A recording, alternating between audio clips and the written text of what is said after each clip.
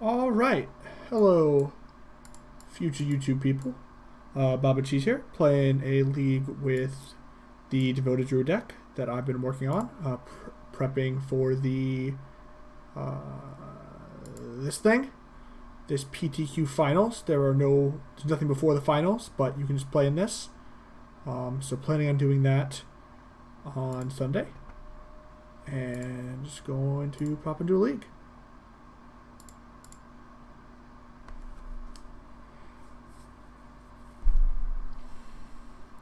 Haven't made a ton of changes since last time. I did cut the Eidolon from the board and replaced it with a 4th Veil of Summer. I felt like the games where I had a Veil of Summer in my opener, I was winning post-board games against interactive decks, whereas the games where I did not have that in my opener, I was losing. And I think with the combination of Meddling Mage and Gaddock Teeg and Shalai, you're able to shut off Storm in a lot of the same ways. And that was really the only card that Eidolon was... the only deck, rather, that Eidolon was particularly good against.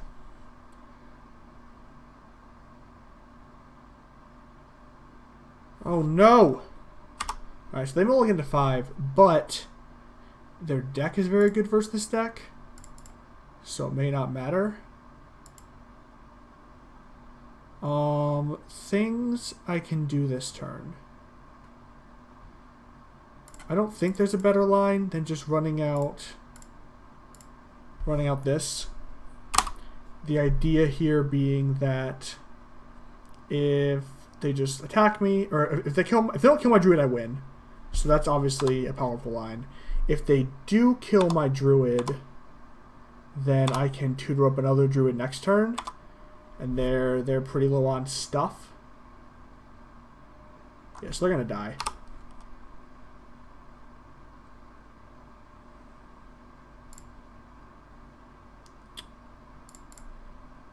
Nice Kiln Fiend deck, opponent. So, worth noting that this kill actually can't beat a... That was the wrong thing to do. Ping you. This kill actually can't beat them pinging Vizier, because even if I generate infinite mana off the Devoted Druid, just with infinite mana and Longbow, it doesn't do anything. But I had Finale in my hand, so I wasn't really worried about that one. This matchup, I want Forge-Tender, I want Path, I want Scavenging Ooze. These cards are all very good. I don't think you need Longbow just because Sword of Light and Shadow and Batterskull are so close to the same thing. Hey, Matt. I think Deputy is good in this matchup, whereas I don't think it's good versus Burn, just because so much of their damage is in their creatures. I don't think you need Duskwatch, and I'm fine trimming some Viziers just because they die to Gutshot, and dying to Gutshot. Actually, dying to Gutshot probably means this is better than this. Yeah. So I'm just going to run this. This matchup is not the best. I think it's worse than Burn, just because their creatures attack for a lot more damage. But they are also shut down harder by... It's not on board anymore. By the 1/1, Forge-Tender. So... And we stole game 1 by them just mulliganing into Oblivion. So, that can also obviously happen. This hand. I think this hand is fine. I think there's a decent chance this is going to go... They're just going to kill... Since they're going to kill so much of my early stuff, I kind of just want to keep hands with the 1-drop, and like I want to keep hands of my own that have pressure. Obviously, they mulliganed again and kept a not fantastic hand. Run this out here. And also, this hand is 1 tutor from this druid turning into a kill. Also, if they're running Kiln Fiend, I can take the Kiln Fiend with this thing. Not a Kiln Fiend. I think with the deck opponent is playing, you kind of have to mulligan to a creature, even on 6. I guess, like, you have Lava Dart, so maybe the thought is you can just get away with that, but I don't think that's super realistic. Okay, so I want to fetch a Breeding Pool. I think I'm fine taking the damage in order to try and establish a little bit more mana on the board. I want to get Breeding Pool basic planes here so that I can have the Deputy up in case they kill all these birds, which I kind of expect them to do.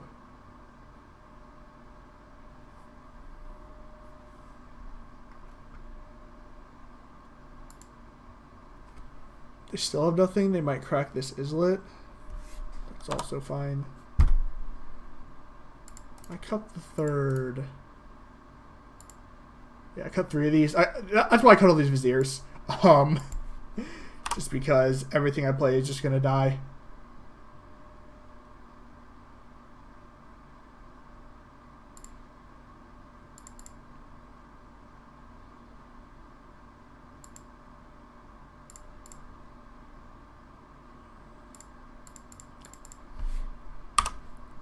So here what I'm trying to set up is Giver plus Shalai. It's a little bit of a in the future plan, but we're both running fairly low on resources.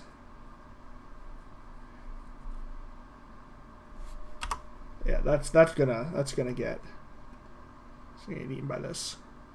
Yeah, they're gonna kill that.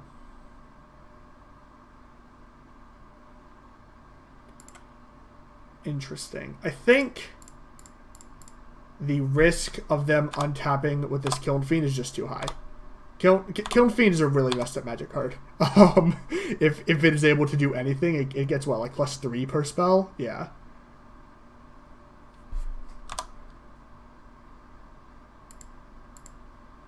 Crash through Mountain. They already played a Mountain this turn. Would be unsurprised if they just cycled Crash through. Yeah, so if I had just played Stoneforge there, this thing would have come in for 3, 6, 7, like 7 trample, and so I guess I can block. I guess I can block with this and give it pro red, so then it's coming in for 5 trample, which I just don't think I need to let happen.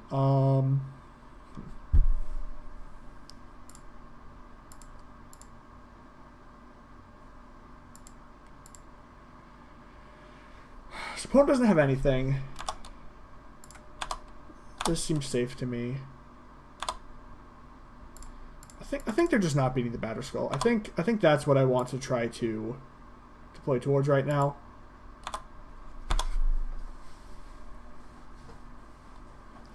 I have Giver to make it more likely that this this Stoneforge survives. I'm at 16, so probably not going to get burned out.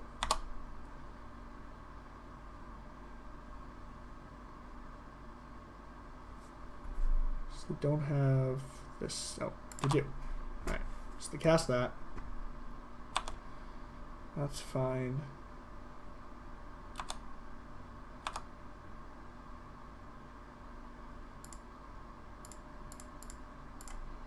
Again, I'm at 15. 1 life isn't super relevant here.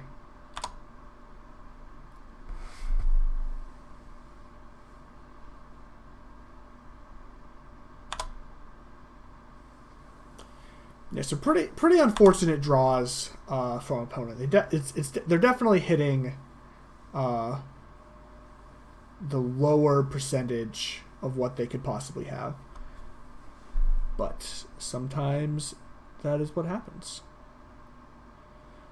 If opponent attacks with the Soulscar Mage, I'm going to double block with Deputy plus Stoneforge Mystic. If they bolt, what are they bolting? They're bolting my Giver. Bolting my Giver. Okay, in that case, I want to give Pro Red to this creature.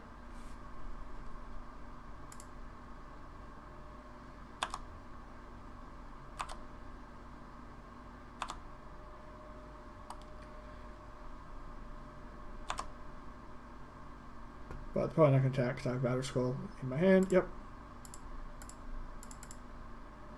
So I'm going to put this in, obviously.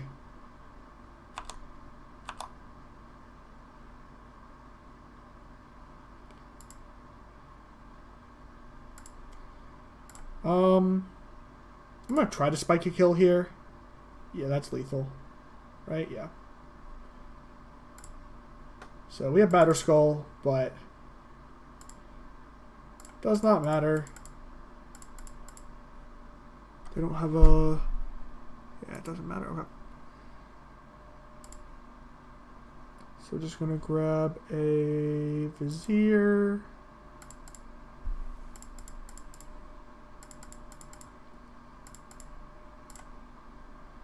Witness, pick back up Finale, and then just do this for 10.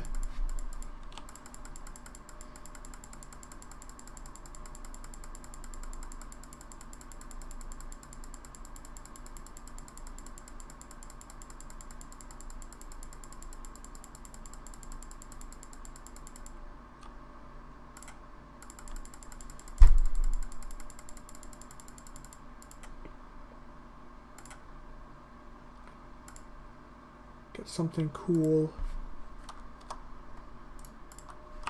Mush. Mush! Oh! Messed up. Probably could have done 69. So that's a punt. Make sure you always deal 69 damage. Or put them negative 69.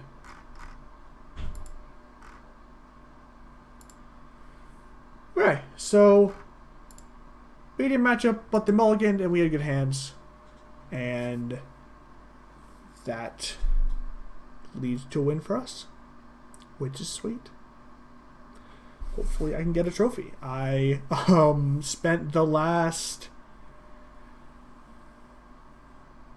So my last league was a 3-2. Before that, I had 5 or so 4-1 leagues in a row, but could not close for the all-important Woods of the Coast posted deck list.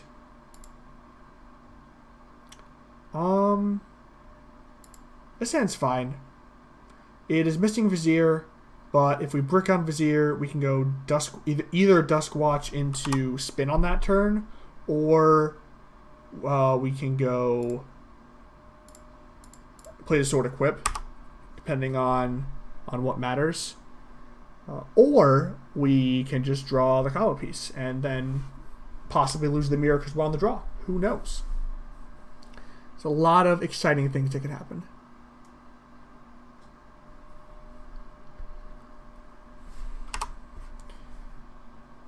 Ooh. I can respect it. Opponent getting frisky. Frisky for the 1 point.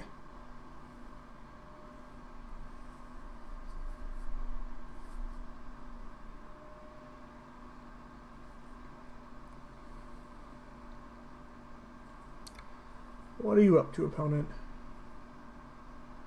Ooh. No! Alright. Playing this. Don't kill me, friend. Oh. This is like peeking out. Get over there.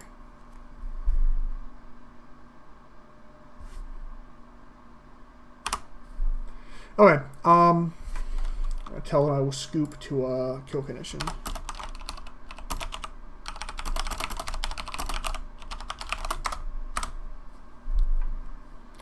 Because I don't need to watch my opponent tap it on tap their Devoted Druid.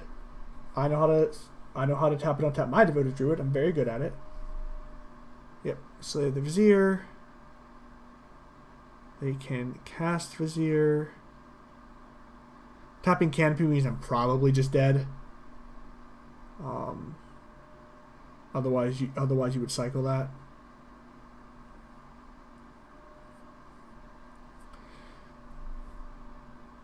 It's taking a long time.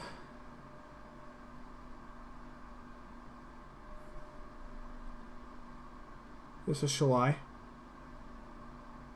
No, okay. Yeah, so this is going to get... I'll make sure they have the bow. But, yep, that's the bow. Okay. So that's that. Probably should have won the die roll. Would have been good.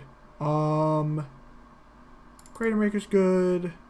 Paths are good. Linvala's good. What's bad?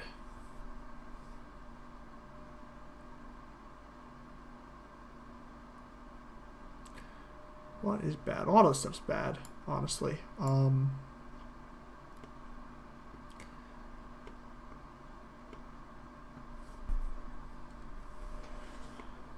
think this is really what the matchup is about. Maybe just cut Stoneforges. I think Longbow is actually good though, so maybe we don't cut too many of them. Maybe cut one on my interaction. Just cut these. Yeah, this will be fine.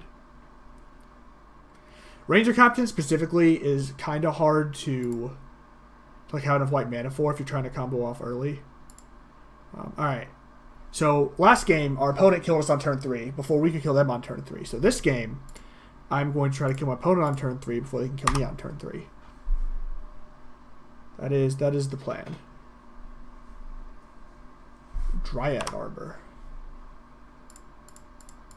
Okay, I do not play Dryad Arbor. If they do not have interaction, they are dead.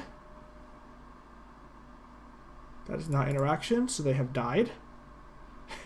This, for as much as I like this deck, the mirror is not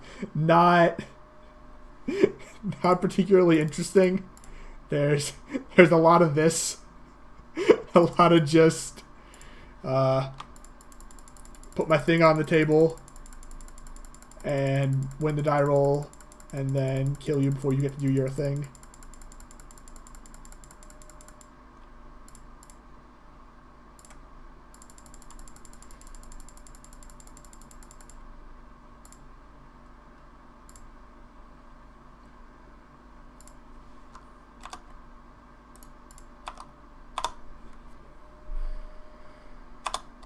So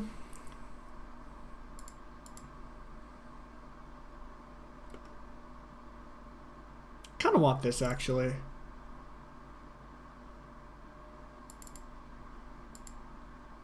So my problem with Dryad Arbor, right, is it's basically a tap land, which is obviously none of these are tap lands.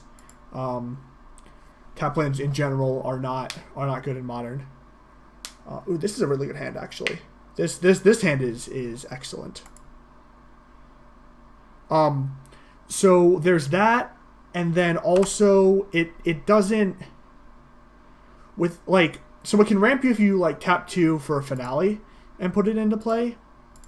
But if you're not doing exactly that, you're not getting ahead on mana, right? You're just playing your land drop on suspend.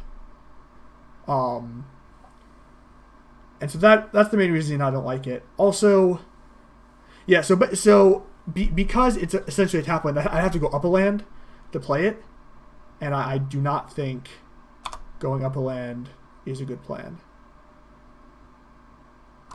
Okay. So here,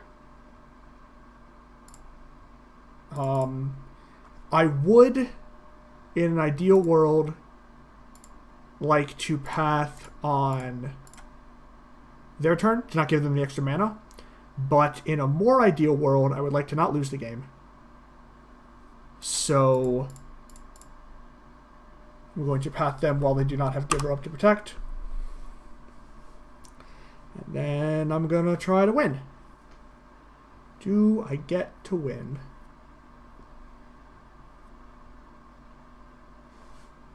I do get to win.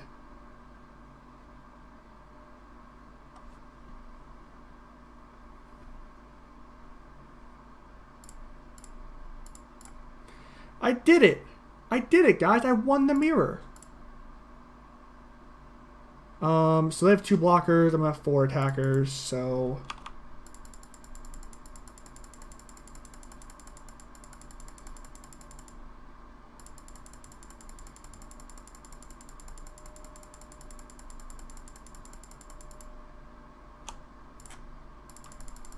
Finale for Ballista is going to be good enough.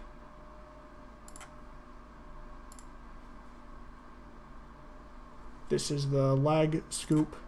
Sweet. Alright, so we learned the important lesson in that match. Be on the play. Don't be on the draw. And then if you are on the draw the path to Exile so that they can't kill you, and then you get to win. So that is the mirror. The mirror is really bad. The mirror is a lot of that. You will win a decent amount in the mirror because people don't respect that that's how fast and linear the mirror is. I've had people leave in stuff like Voice of Resurgence, which is not a magic card with text on it in that matchup. But in general, if both players know what they're doing, there is not a ton you can do to try to pull one over on your opponent.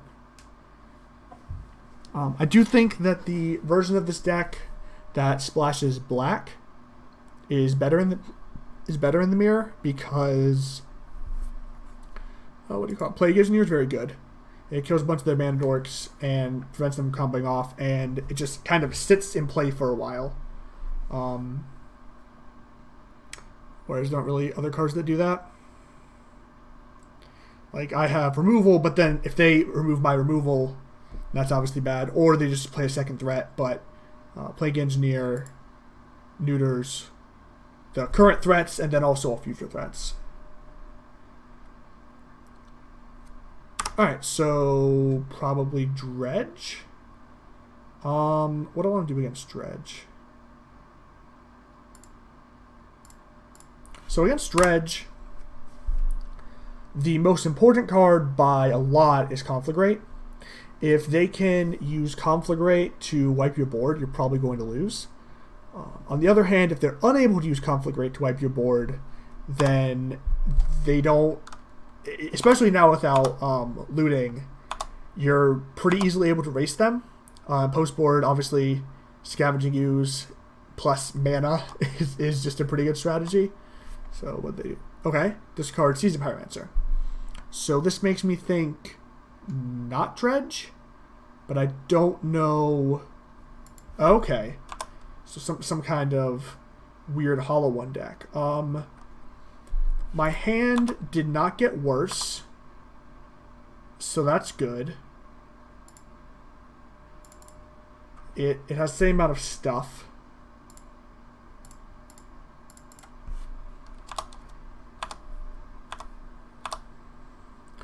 If I'm able to untap, I can call for a Vizier and then throw out the Devoted Druid and these birds. And even if I'm unable to win on my next turn, the opponent's deck has a lot of damage dealt by creatures attacking. So just having blockers is a pretty reasonable strategy versus them. I'm pretty fortunate here that they didn't have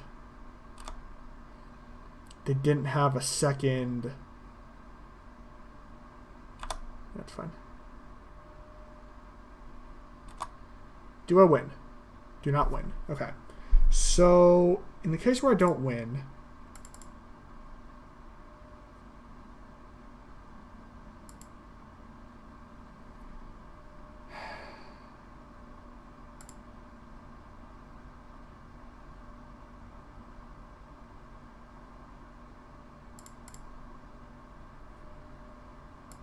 what do I do here?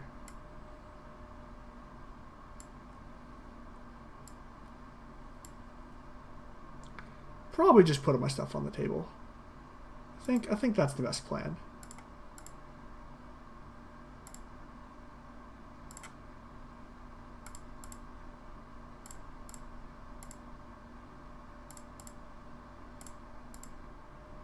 If they had another piece of spot removal, I don't think they would have played this Neonate out, which makes me feel pretty safe doing this. Hey, Irate, how's it going? How are you doing on this Friday night?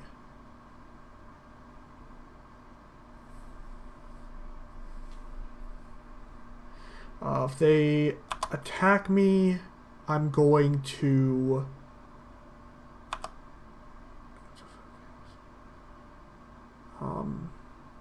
if they attack me, I'm going to chump block the hollow one with... I'm not going to chump block that. Okay, so that was little bit fast clicking, but I don't think it's going to matter too much. Yeah, Marduk's Shadow, I don't know. It feels like a very one-dimensional Grixis Shadow deck. Like, not having access to counter magic is kind of rough. Okay, what do I want against this opponent?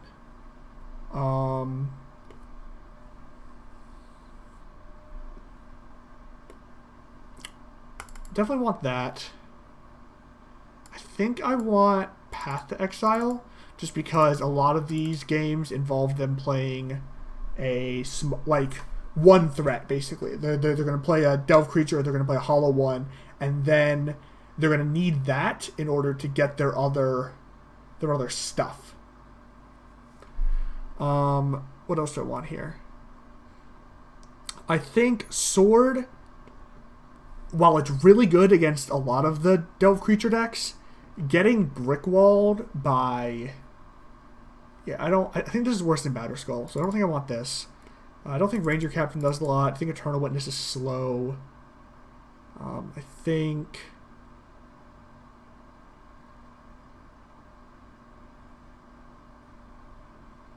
I need to cut one more card. Probably just a Stoneforge? Probably Stoneforge.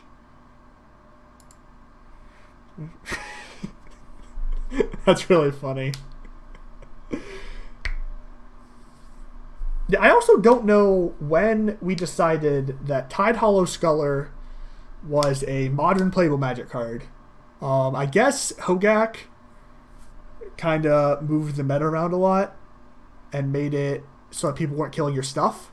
But it's still, like, I don't know. I tried a version of this deck. It's just a 2/2. It just dies, and then they have the thing back. And the only time I can really get into that kind of effect is with something like... God, I'm blanking. The only time I can get into that kind of effect is something like Humans, where they have, like, so many other ways to... Like, they're basically just, like, must-kill bears tribal. So having one extra bear is pretty good. Knight of Autumn. I think Knight of Autumn is a good Magic card. I think in this deck, it is in the position of Goblin Cratermaker. So, by that what I mean is that they're occupying a similar slot, where you have Deputy as your... That kind of sucked. You have Deputy as your primary... Oh god, this is so bad. This is so bad. You have Deputy as your primary...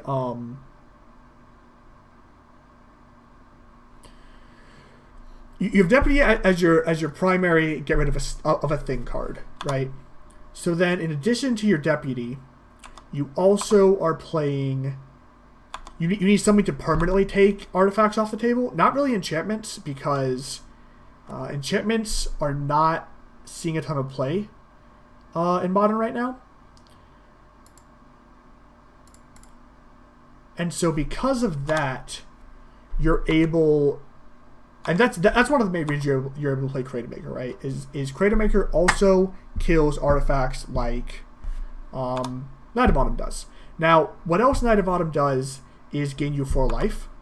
My experience with the burn matchup... Don't do this before this is actually on the stack, or I can respond. The burn matchup is that it's not actually about that 4 life. What it's about is, are you able to stick either a combo or some like unbeatable threat, like a Batterskull, in time. And if you're able to do that, it doesn't really matter how much life you have, because they're either dead or they're getting hit with a Batterskull enough times that they're going to die, or I put a Shalai on board and they can't actually remove it. So it's not super great in that matchup, and also it doesn't. What am I trying to say? And also the being able to deal to kill a creature matters with Cratermaker. Being able to kill Karn matters with Cratermaker. Being able to kill Eldrazi matters with Cratermaker. And being able to play Cratermaker when you already have a Tocatli Honor Guard is really important. Because Tocatli Honor Guard is a creature that... That's Big Fish. Tocatli Honor Guard is a creature that you're going to want to have on the battlefield in most of these situations. And that just sort of gets, just like turns off your Knight of Autumn and can lead to some really awkward situations. Okay, what am I doing here? I'm like kind of getting ranched. So I think I want this.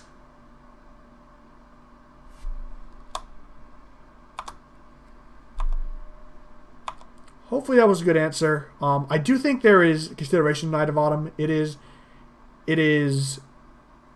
I think, the closest slot in the deck where if you ran either, I don't think you're wrong, right? I think, okay, so this is actually not a very good attack, because what I can do here is put this into play.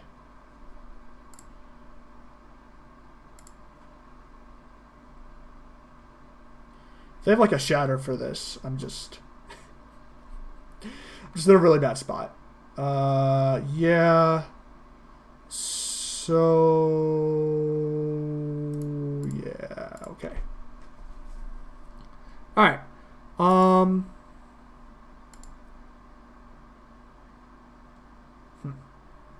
Oh, I want this card. This card's really good. Why didn't I board this in? Get in here, friend. Yeah. Yeah, I'm gonna trim on like, especially if they're running Kolaghan's Command, that makes Stoneforge Mystic just like these aggressive decks. If they're boarding in, I want this over this. No, I think Batterskull's better. I think Batterskull's better at cleaning up their small stuff, and it trades with a 4/4.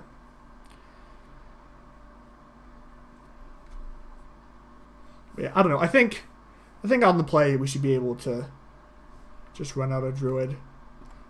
Oh yeah. Also, they also discarded our Druid, which was obviously bad, and is one of the powerful things about the Hollow One deck. They have the ability to kind of invalidate a lot of, like, in Modern, the composition of hand is really important. That's why the London Mulligan is so powerful, and sort of regardless of whatever they do with their Burning Inquiry, it's going to work out pretty well for them. They'll probably either get some creature they want in the graveyard, or they'll make a Hollow One cheaper, and whatever they do, they make their Garmag Angler cheaper, etc. Whereas with us, like, it's really important to play this on turn 2. And I'm going to keep my hand because it has a turn 2 Devoted Druid, and then if you're able to disrupt that, that's obviously going to be really bad for me.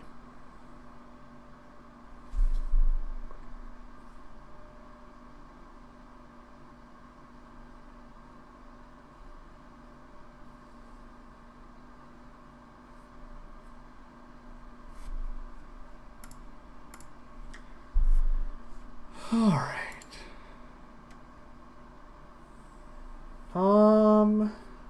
This hand's unfortunately not very good. If any of these cards were a Druid, this hand would be great, but they're not, so we mulligan.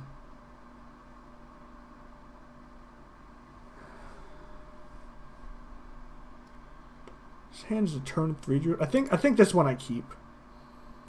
And get rid of...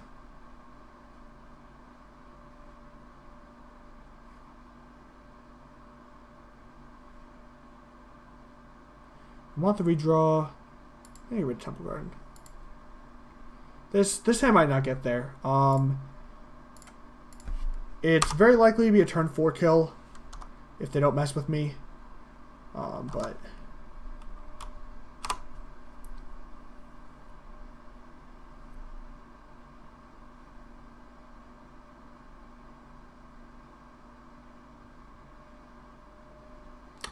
Yeah.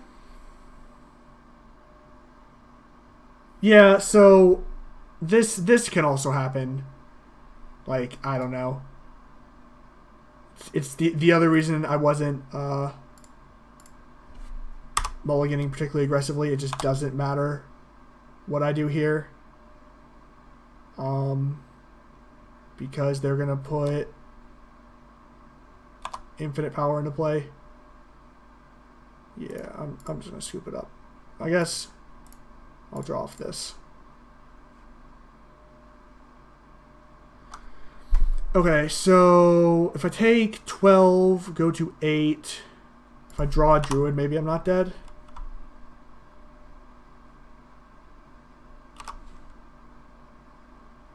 Did not draw a druid. Very dead. Alright. that happened. Yeah, I don't really know what to say about that. I mulliganed into a medium hand, but it wouldn't have mattered if I kept a good hand because Burning Inquiry's a card. And then, yeah. Yeah, I don't know.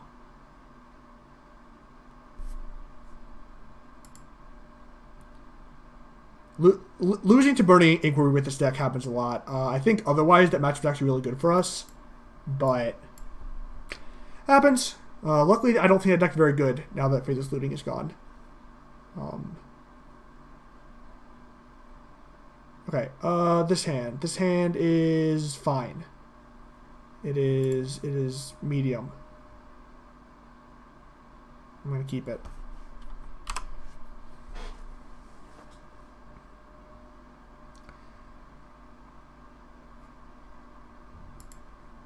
Probably beats what our opponent's doing, but maybe not. We are on the play, which is obviously good. In game 1, they're not really incentivized to keep a hand with interaction, which is also good for us.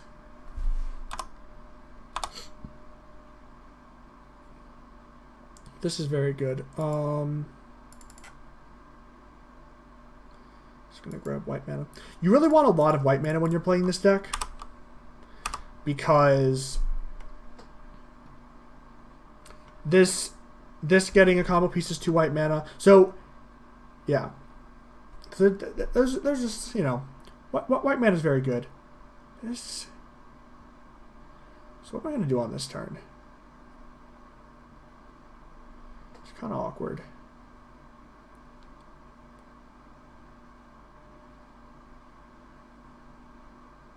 Well, that's unfortunate.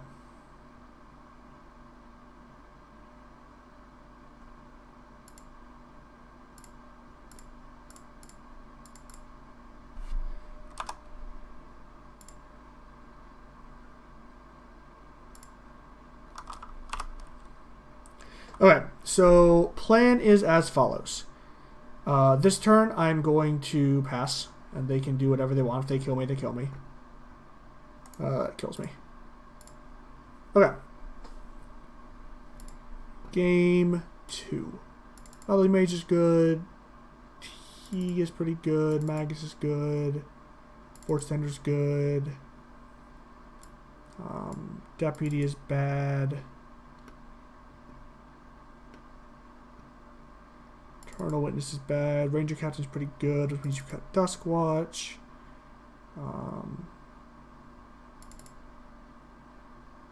Sword is pretty bad.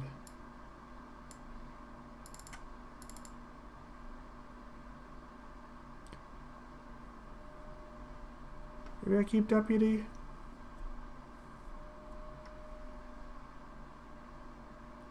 Yeah, I'll keep Deputy. Another Stoneforge. Or just cut the Batterskull. Yeah, I think I'll just do that. The idea with keeping the Deputy in is sometimes they have weird stuff like a Pithy Needle or something. Or you can sometimes tag like a Colony Heart Expedition, which can be good.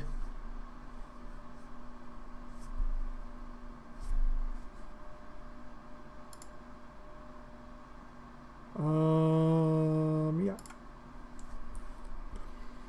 I am about keeping hands that try to kill my opponent. think they're generally not on that much interaction, and the goal, if they have interaction, is really to try and overpower it. So rather than try to mulligan into a hand that can beat a lightning bolt on your Devoted Druid, you really just want to have this Druid so that they play the lightning bolt, and then you have a second Druid.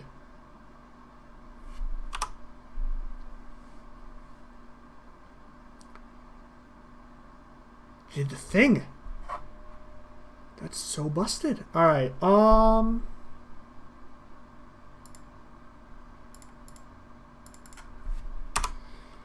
going to try to kill my opponent. Let's see if they let me kill them. They do. They do let me kill them.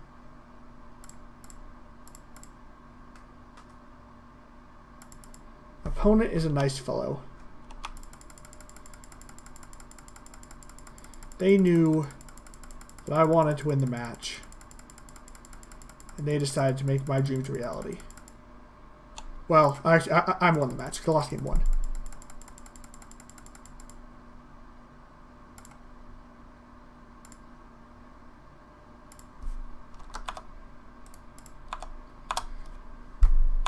This is the other really good thing about this matchup. On the play, they can't anger you if you have a good draw, which is pretty powerful. Oh, Tocatli Honor Guard comes in this matchup. Because Honor Guard shuts off... maybe it doesn't. Does it come in? Nah, it seems worse than Stoneforge Mystic. It does shut off Primetime's ETB, which can buy you a turn, but I think in that situation it'd rather just be Meddling Maging the Primetime. That's basically what this card names. Because that is their most likely way of killing you. They usually have more prime times than they have scape shifts, and they have Summoner's Pact to go find the prime time. This hand is bad. This hand does not beat anything.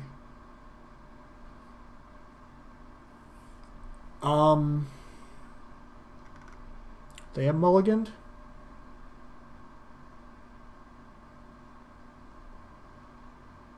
I'm gonna keep it. Put this on the bottom.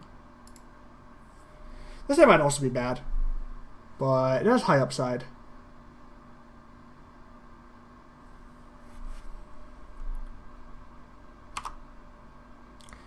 For me, it is W. If you hold down W, it auto-selects the top ability, and so Druid has two abilities: an ability to make mana and an ability to untap the Druid. And so you select top ability to make mana, then you can't select the ability to make mana because he's tapped, so he can't make mana. So then it does the top ability, and then it just sort of goes like that.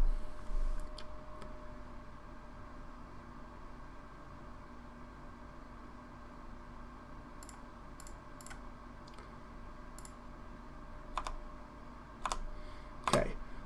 Normally, if you have a giver and not a thing you want to protect, which protect the giver doesn't really matter, you want to attack with your giver because they can't protect themselves. In this situation, the thing I'm afraid of and trying to play around with this line is, what do you call it? Anger of the Gods. Or Sweltering Suns, because that's the one they showed me game one.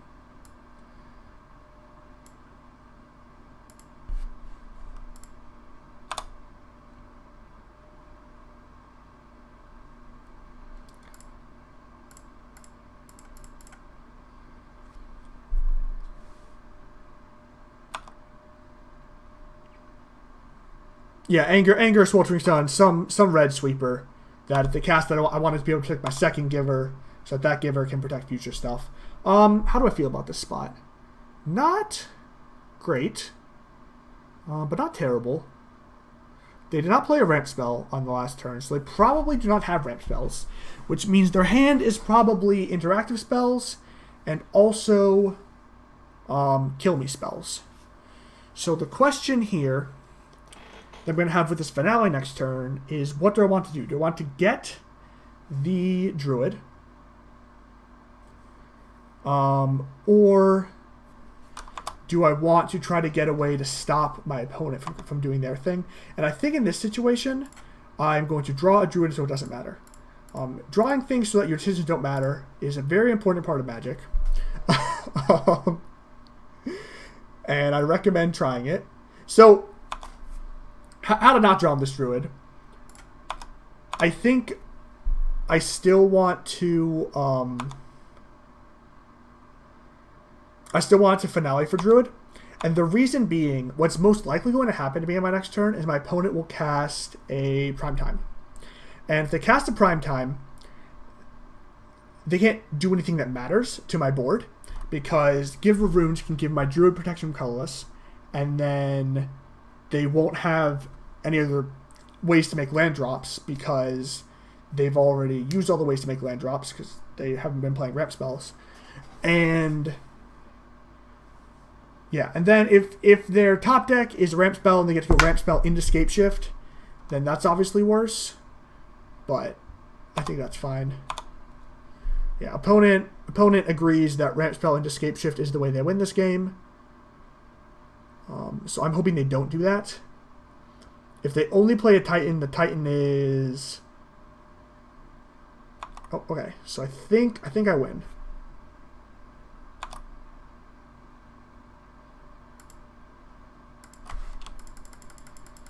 So untap. Diddle my druid.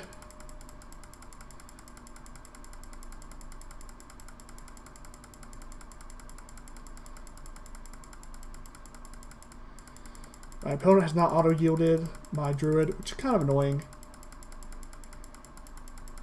Kind of obnoxious.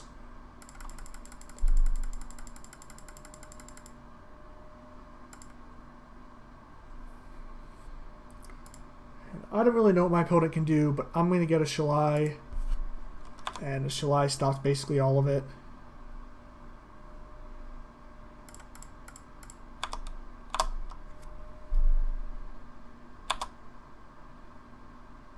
Shalai can also, like, Shalai plus Giver can also be a lock a lot of times in these matchups, because they have to usually make all of their Valakut triggers at sorcery speed, and then if you just give the Shalai pro colorless, they have nothing else to target.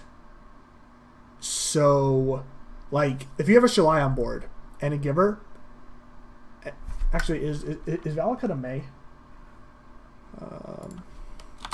Valakut.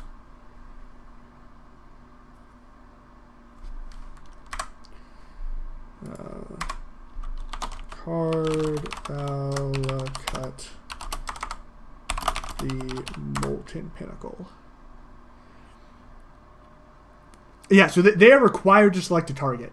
So if they cast Escape Shift on a board where all you have is a Shalai, some other creatures, and one of them's a Giver, and you give the Shalai pro colorless, they are required to kill themselves with the triggers, because they can't target the Shalai because it has protection. This hand is... I might keep this. Dusty looks like someone who plays fair decks. Dusty looks like someone who's going to get messed up by the Stoneforge Mystic right here.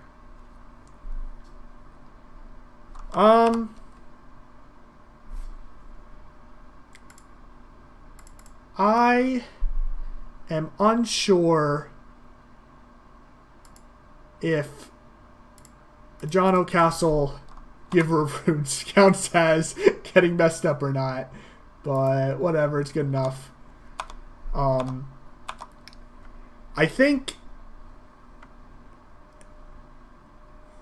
So if they're on Eldrazi, their Eldrazi are good, but the rest of their cards aren't very good.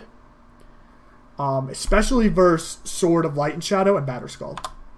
So if I'm able to establish that combination, that's really hard for their deck to get past. So this turn I'm going to put in Batterskull. Next turn, if I'm able to put the sword on the Batterskull and they have no interaction, then they basically just can't do anything to the Batterskull.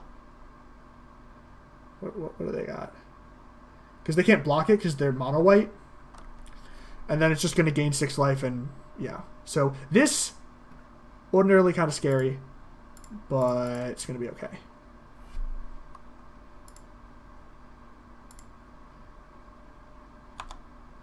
Like this guy's be really scary if they put a sword on it. But I think we'll be alright.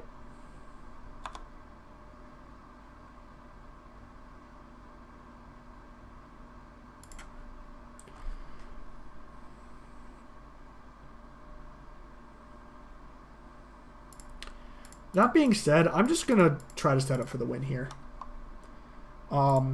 If my opponent... Search library. Get a Devoted Druid. So obviously I don't want to attack here because this thing has pro black. If my opponent is able to interact with this Devoted Druid, I still have the line of put the sword on the German and do stuff next turn. But it's pretty unlikely they can, given that the mono white deck is usually not flush on interaction. And then I obviously have the kill here with Vizier plus Stoneforge for Longbow. So people... I've talked to people who are unsure about Longbow and if it belongs in the deck. I think it definitely does. Obviously, I'm playing it. But the reason for that is that you end up in a lot of situations, in more... especially against, like more fair decks, where Stoneforge Mystic... Like, I drew this... I already tutored this. It has to get something else, right? And if you just have a... They're dead, by the way.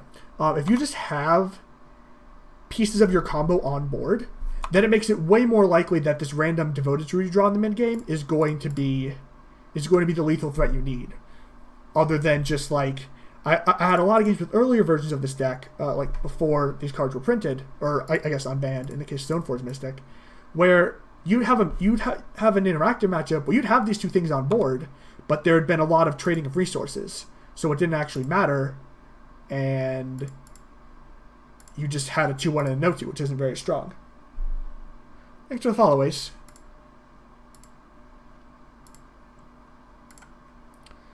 Okay, mono white fair stuff. So, Honor Guard is usually pretty good against mono white fair stuff, but if they're going to be on...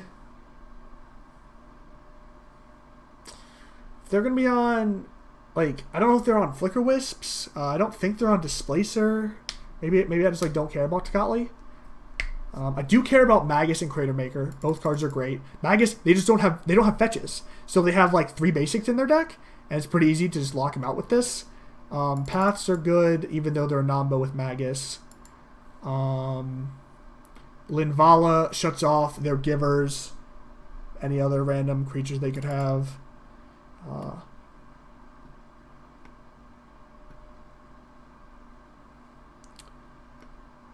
Ranger-Captain is not very strong. Their deck usually has X1, so Longbow's pretty good, and I just want to be able to grind with these Stoneforge Mystics. I'm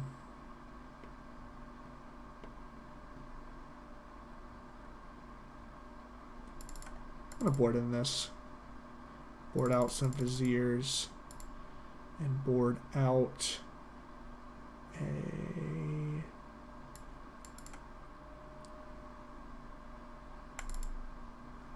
Board out one Finale. Could be kind of clunky. Sometimes they have Cat Jesus. Obviously, Finale is pretty poor into Cat Jesus.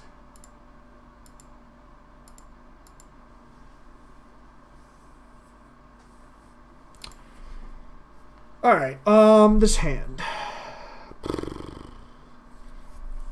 This hand kind of sucks. I'm going to keep it, I think. I keep it. I think Sword of Light Shadow is just really good in this matchup. It's kind of worth keeping the hand just on the back of that. Vizier is kind of a mulligan, but that's okay. I think this was a punt. I think this should have been this fetch land. Yeah, hand sucks keep. A modern classic. Oh God, please, please, please, God. All I want for Christmas is one, to play the card I say I should play. But the second thing I want for Christmas is a, what's it called? A Cratermaker. And I want to blow this up, and then I want them to have nothing. That's fine. Drawing two basics in this matchup actually kind of sucks. Because they have paths. That's fine.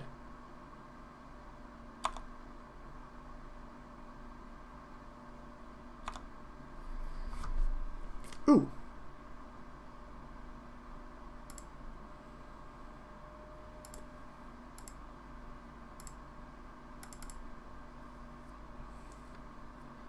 So I'm going to get the red source here.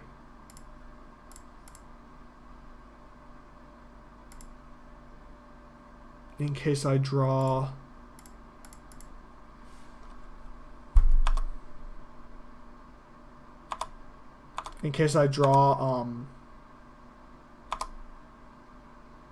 whatever you call it. I'm going to get the red source in case I draw Cratermaker and something happens to this bird.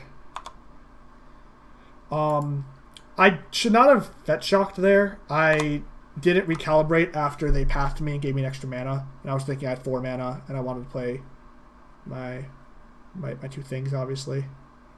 It's sort of basics, right? Yeah, I can. I do not... So, one of the things I really liked about this deck when Stoneforge Mystic was first unbanned is that I think you're really good in the Stoneforge Mirror because you just don't care about something like a Batterskull. It doesn't meaningfully impact your hands. I'm gonna try to win the game. Cool.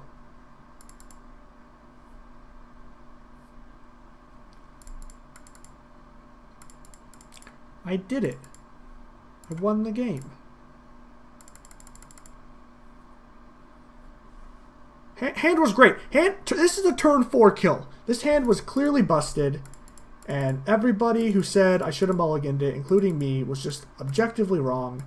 And this opponent is going to make me click about 1,000,000 times because Shalai is not a fast kill. Shalai is the slowest of burns, especially because they have creatures. So I have to make this Birds of Paradise have 20 power. So yeah, while I am giving this Birds of Paradise 20 power, if you would like to support my stream, you can subscribe, and then Twitch gives me some amount of dollars, and because it is September, it costs half as much money to support me and think I'm great, which I appreciate. Thanks, Twitch. So I had a game where my opponent's playing real weird, and they blow up my Druid while I can make infinite mana. And they have an Ensnaring Bridge in play. And I have a... they have an Ensnaring Bridge, I have a Finale. So I need to Finale for Walking Ballista, and then have enough mana left over once my Druid is dead to pump the Walking Ballista like a large number of times to eventually kill my opponent, right? And so, and I have to go over because they have like some mana open, and I want to make sure that I don't like fetch this Walking Ballista, and then after I fetch the Walking Ballista, oh, actually, it didn't matter because I had a single bolt and I killed it in response to, or I tried to kill it in response to one activation, so now you don't have enough to kill me, and your whole plan's falling apart, whatever. So I make all of this mana, and I finally get the Walking Ballista after making like 100 mana, and I go to start making it bigger, and they have a what's the split second disenchant that they play Legacy sometimes. I don't remember what it's called. But they had that, and I died. Corrosion Grip. Yeah, so they had a Corrosion Grip, and I was not able to combo off. And I had nothing, and it was very sad.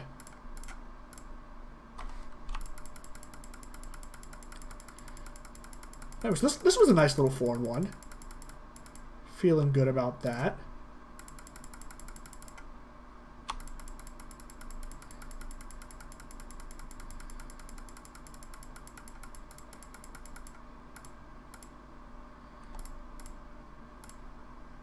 So something that's really important here is opponent is making us click a bunch, which means we have to style on them and put the sword on our bird. This is a very important part of the kill. Putting the sword onto the bird.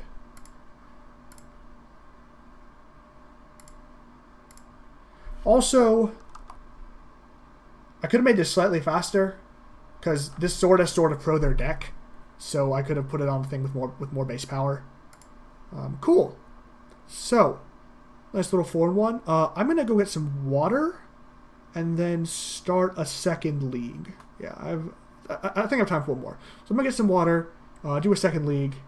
I will be right back.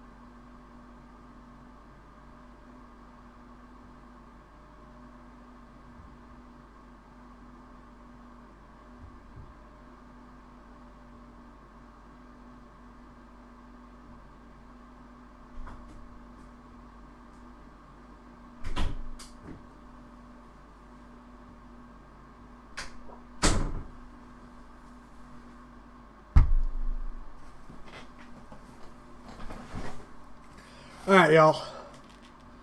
Let's see if I can do this. Can I get more fun points?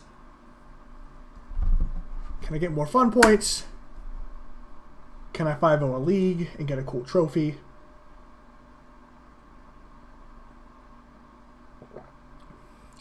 I have 3 trophies, so I'm about as quarter as good as Bad Magic Player 1. Which is rough. Very rough.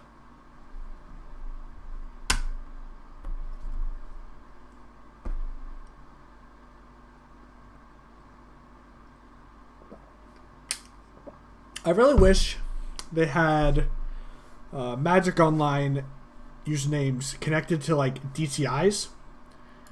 Because I don't know who most of the people are. Like, obviously I know who Jabberwocky is.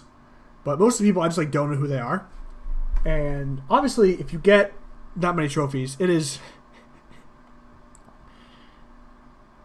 Ugh. I think I keep this because they're dead to a white source, but it's really weird. Yeah, alright. Oh no. A basic mountain.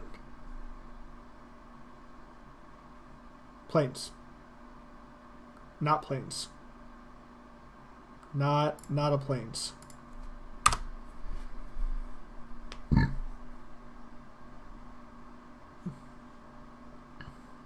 I don't know what they're doing. Oh god. Oh god. Okay.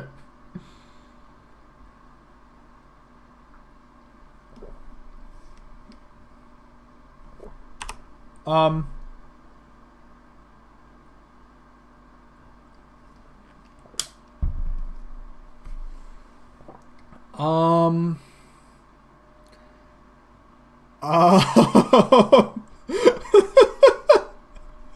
this might be bad. That's not a plains.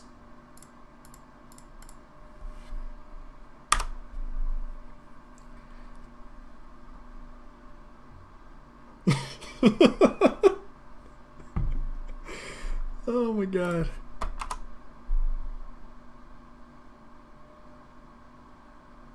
This is my second turn 1 8 power.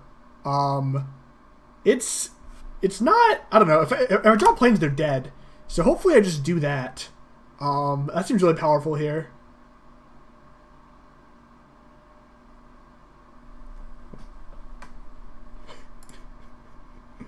Yay!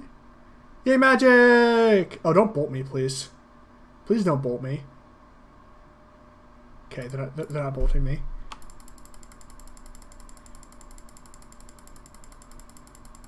I didn't think about bolt. I probably should have given it the half second it would have taken to see if I could beat bolt. I don't think I could, but I definitely should have thought about it before I just slammed on in here. The only way to even try to play around bolt is to play this off the Devoted Druid twice, and that loses to Electro Dominance plus Simian Spirit Guide. So I definitely don't want to do that. Search library.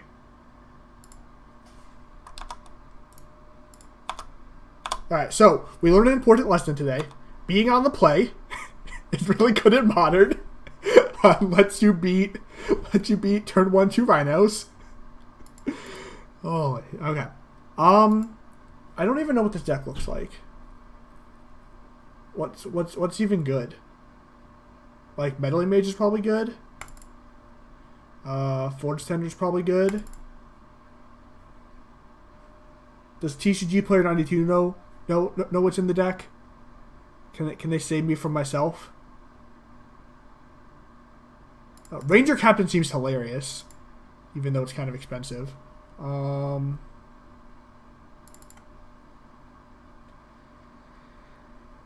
This sword doesn't seem very good. Stoneforge doesn't seem very good.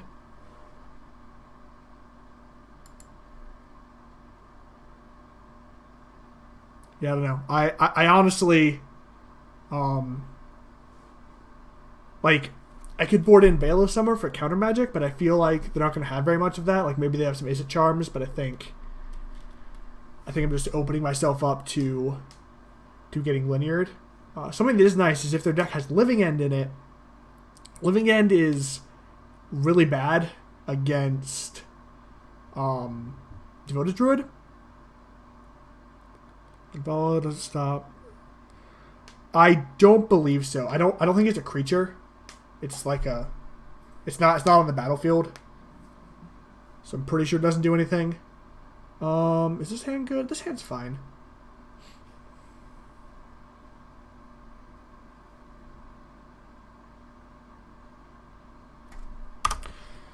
Deputy of Detention I left in because it's likely they have what's the enchantment? The blue Asphalt Hold. And also it like cleans up rhinos pretty well. If their plan is just like make 8 power and I kill the 8 power, that's probably good. They put 2 cards on top, so I'm terrified. Alright. I mean, let's hope their stuff's good. But yeah, so the cool thing about Devoted Druid is if you have a Devoted Druid up in play, and you have Vizier on the stack, right? You've like cast this. I'm gonna fetch this so I can tell y'all my thing.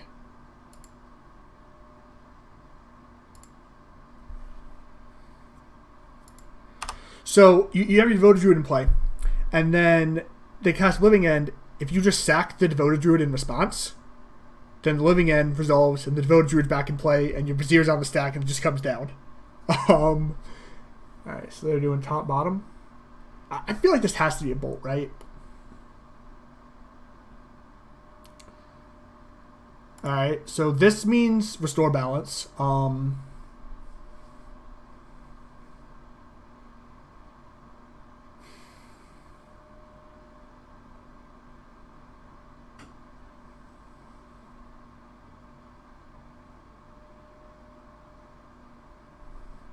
It is summoning sick, which is relevant for sure. All right.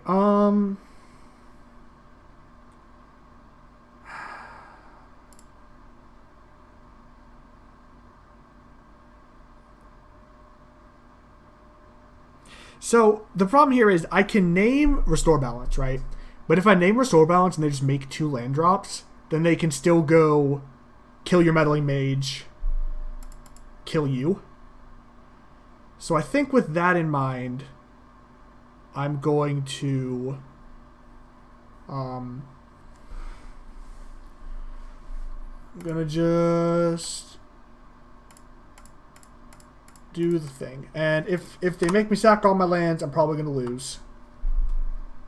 So that'll be unfortunate. But I don't think I really have a better option.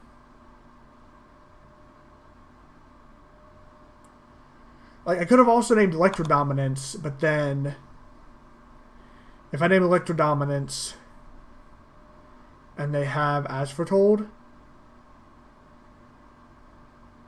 oh shit, that's problematic.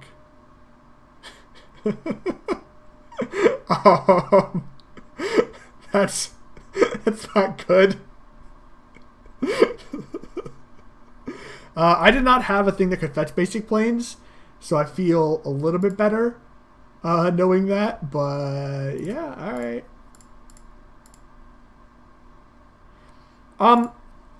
I think this is similar to Hardcast Batterskull and Prey, with the important upside of if I draw a what's it called? What's the card that Finale. If I draw a Finale, I can cast it using the mana off this, which seems relevant to me.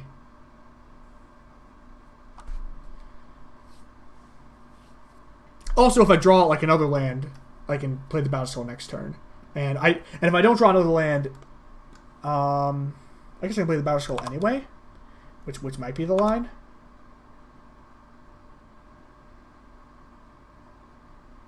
It's obviously comically bad. Look how smart I am. I'm so smart.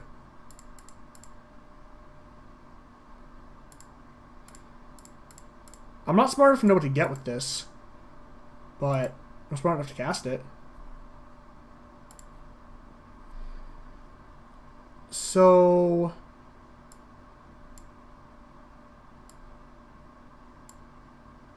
I think I just go with the... So the plays here I think are get Ranger-Captain. Ranger-Captain stops them from doing stuff. The other option is just get Birds of Paradise. And I'm just going to do that, because I'm pretty sure they don't have anything. Right? Like, if they had any number of things, they would have just killed me. And so, the fact that they did not just kill me means they have none things. And if on this exact turn they ripped a piece of the combo they need to win, then they wanted it more than I did.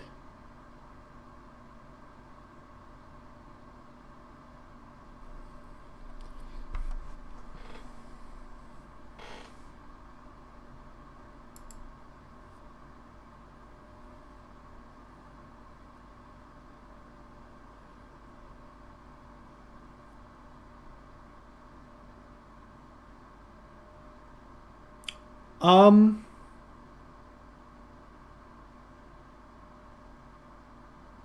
Yeah, that's the line. Um, winning the game, winning the game is indeed more powerful than what I actually did, which was lose the game. Yeah, nah, I'm just dumb. I was just tunnel visioned on needing white mana for this thing.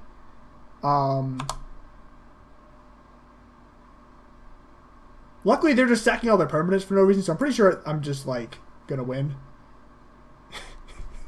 Nah.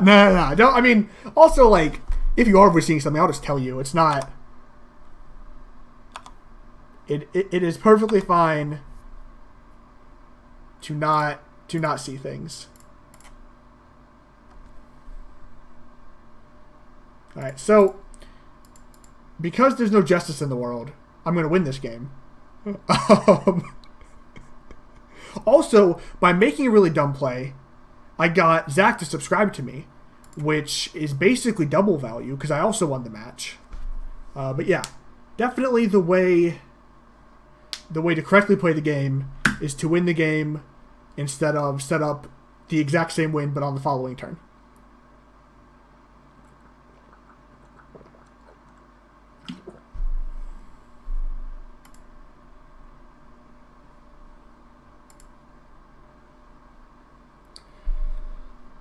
Okay,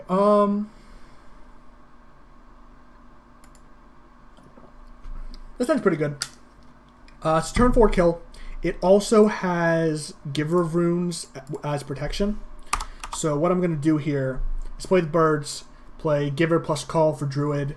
Next turn, play Druid. And then hopefully win the game.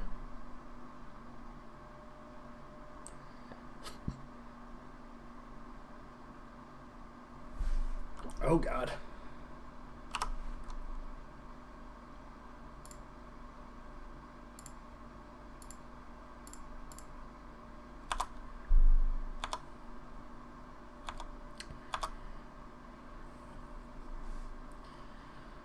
This isn't good.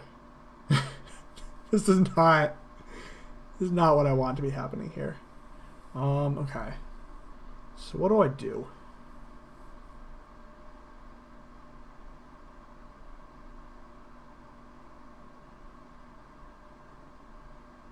Oh, I could have gone Upkeep Call. Yeah, I think I actually like Upkeep Call. My Twitch chat's too smart. They say too many lines. I'm over here not thinking about Upkeep Call because I'm busy being dead at this Goblin Guide. Alright, so... yeah. Have a plan. Alright, here's the plan. The plan is to hope that our opponent cannot cast 4 bolts at our face on the following turn.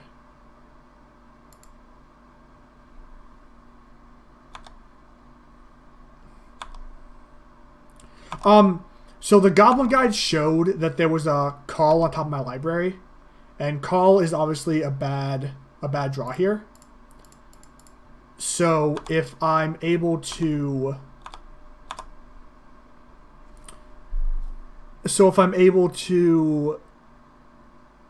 So if I call in the upkeep, then I draw a different card because I've shuffled my deck. Okay.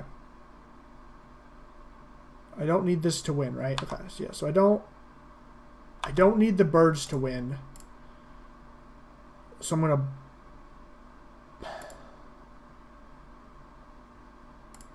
block here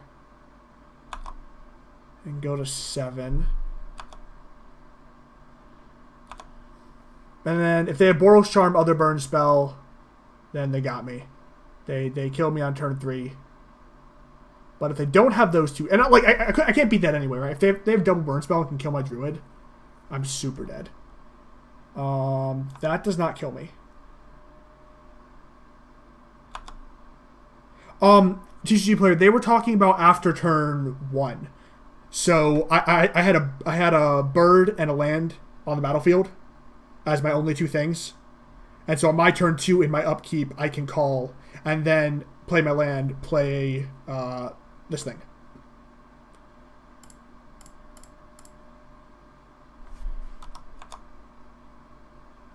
Oh yeah, they're super dead right now. Yeah, because I don't have to take. They could have a bolt, but I don't have to take any damage off this finale. Yeah, I also missed it. Jeff, did you watch the game where I could have had lethal, but instead I got a Birds of Paradise? Did you see that one? I won that game too, and it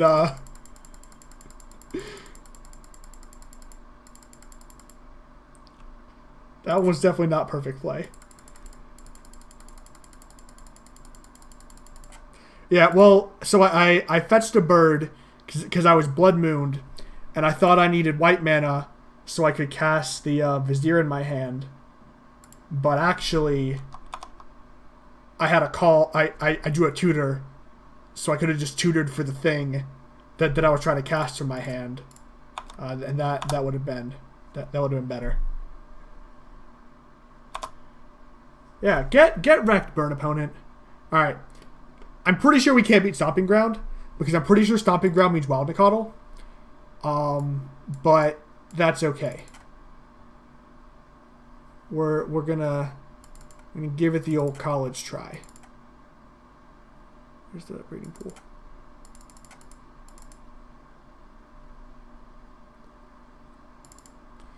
I don't want to do this.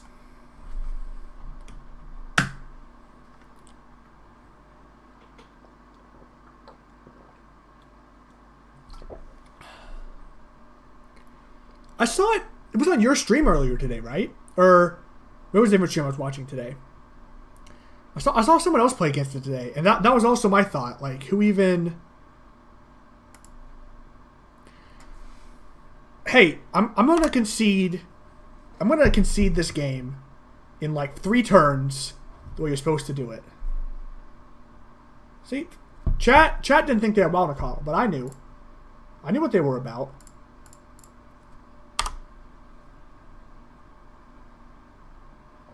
This was wrong because I might want to play this.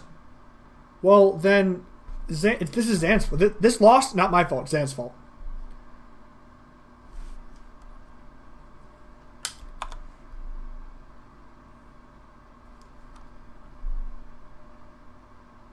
Oh God, they're so big.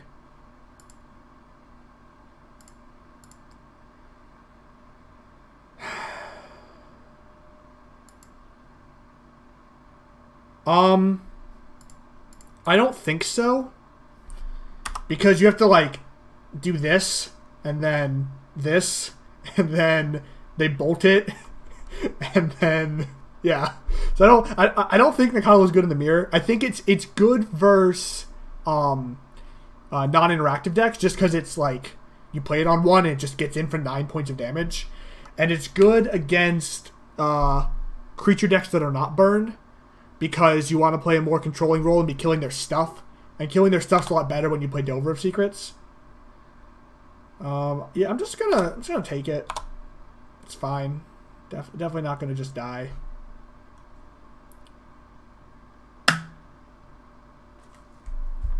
Jerk. That's fine.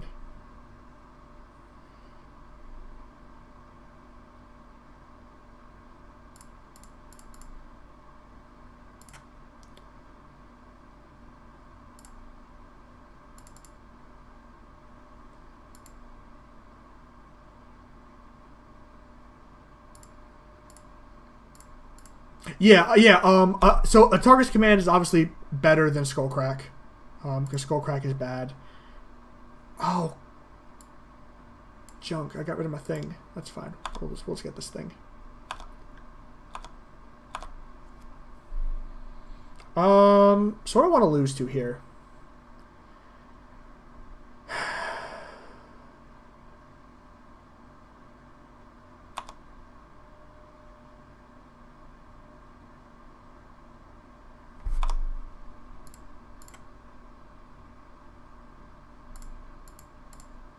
So blocking like this beat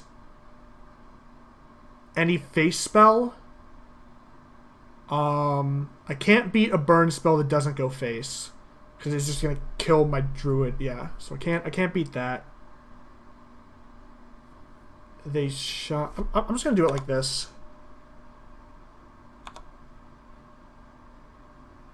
I don't think it really matters. I think I'm just super dead. Like this was so much pressure. Yeah.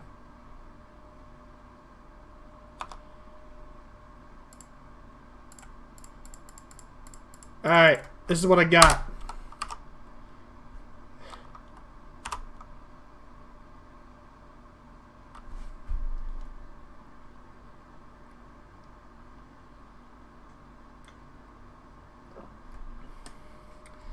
I have a target's command. There's Goblin Guide.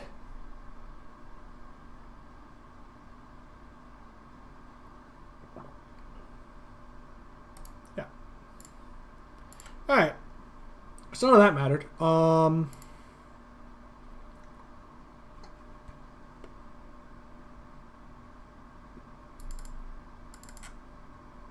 Usually I like Cratermaker more against actual burn, but I think with Wildnicottle, Deputy gets a lot better.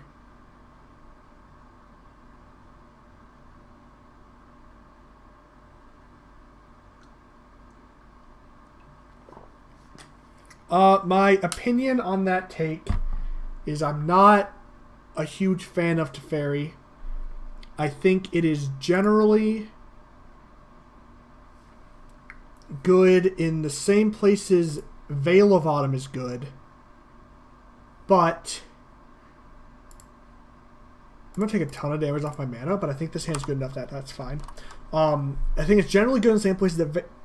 yeah, Veil of Summer. Yo, Yellow Hat!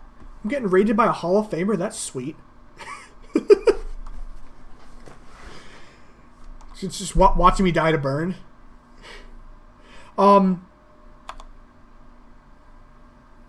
at all these follows. Thanks for the follow. Sup, everyone, coming over from Gabe's channel. What do I do here?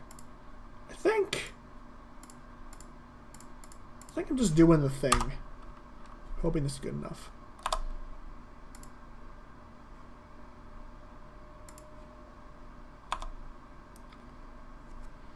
Yeah, so what was I saying about a blue splash? Teferi versus red cards. So Teferi, you have to play like multiple Teferis, right? And the Teferi basically always felt like a anti-blue white card that I was just playing in the main deck. So you said you wanted them in sideboard, which is I think better, but I just they always just felt really clunky to me in a way that I didn't think the deck needed to be clunky.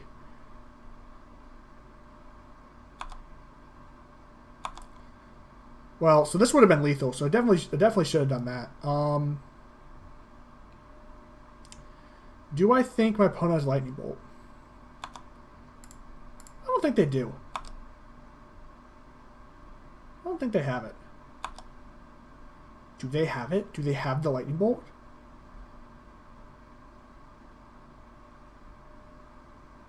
I don't know what they're doing. I'm gonna give this pro red.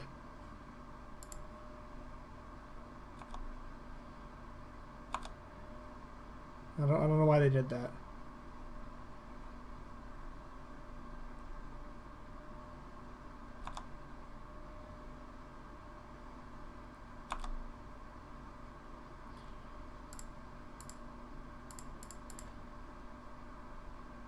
Oh wait, I can't even do that, can I?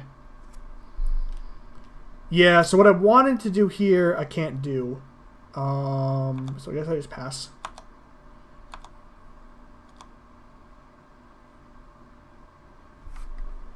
I should have given it protection in response. I was confused why they did this, and I wanted to play this, and I couldn't play this because this needs it doesn't make white mana, and this needs 2 white mana.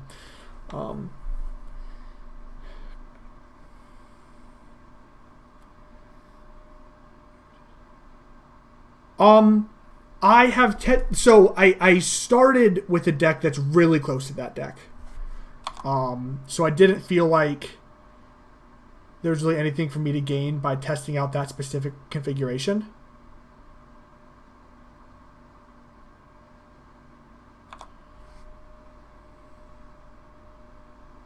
Oh my god, they don't have it.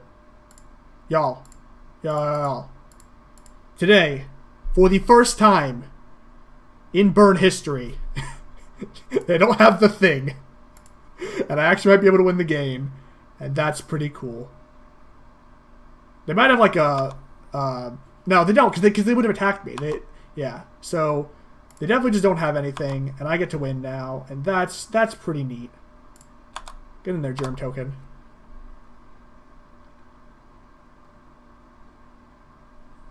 So yeah, I started with basically the green-white version, and I've also played a lot of this deck. So I've played many iterations of the deck that are functionally identical to the green-white version, and ultimately, like, I think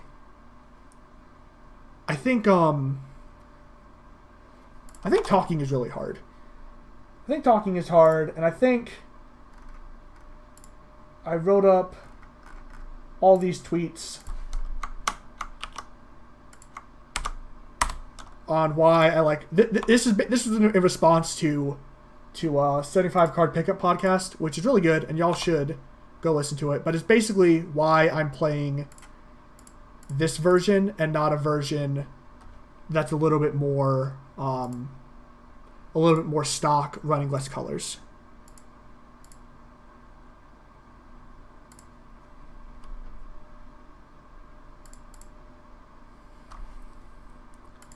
So my experience is it's not meaningfully more consistent. That's the big one. There are only 2 lands in this deck that don't. Oh, dude! Congrats on the finish. Yeah, I think in Words it just doesn't matter. Like you're adding these 2 colors. For I think Deputy and Meddling Mage are much better than anything Green White has to offer in that matchup. But against Burn, like it's 2 lands. I just don't. I don't think it meaningfully moves the needle that much. I don't think this matchup is actually one you win with inches versus Burn. It pretty much always goes like that game went, where, oh, I'm at 9. If I play this Batterskull and I don't have an answer for it, I'm going to win the game from like a pretty high life total. If they do have an answer from it, it doesn't matter that I'm at 9 or I'm at 11. I'm still just beyond dead. Like nothing I do matters. Whereas I think having the Singleton Magus and the Meddling Mage just win so many games by themselves because you have so much access to them. That is at least my experience.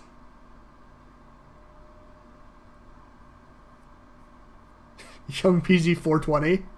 What up?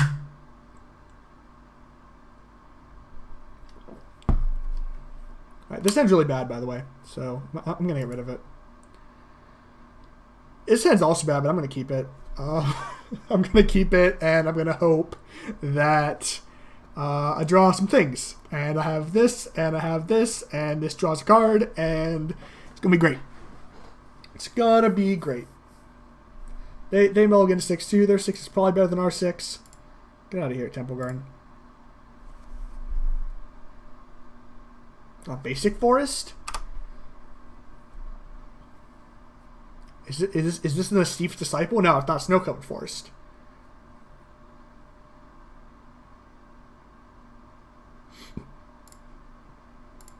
Land, not good in our hand that makes all mana.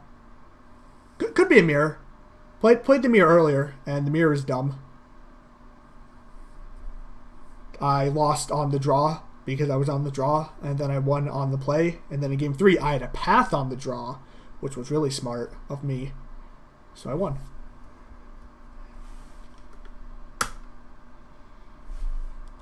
Maybe they're playing Super Fair Abzan.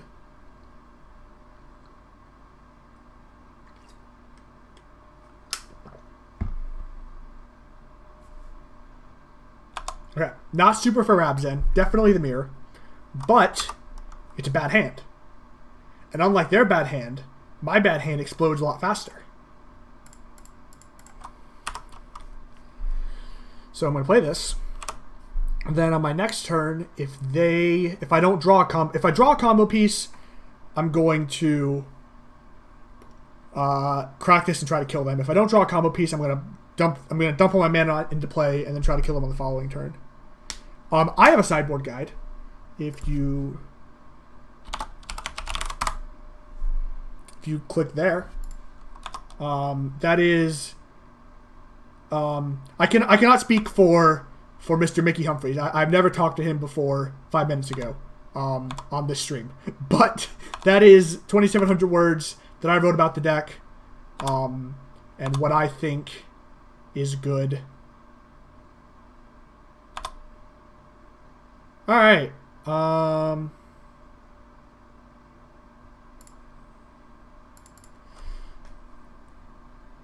This looks like a more mid-rangey version, which, I don't know. I feel like mid-range is kind of code for bad in Modern.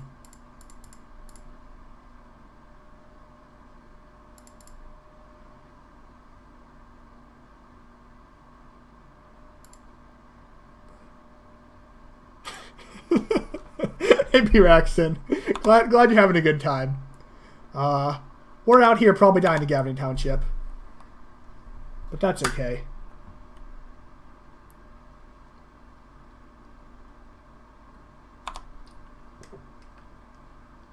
Mickey was right. They are playing the Cocos. This is why I don't like the Coco version, because you Coco into this a lot, and this is not good. This is not a thing you can pay four mana in Modern to do. If we do not die to gigantic Gavin Township beats, I think we are very far ahead, because they now need to draw a Devoted Druid on top with that Druid, and then win from there. But they have like 8 power on board, so that's kind of rough.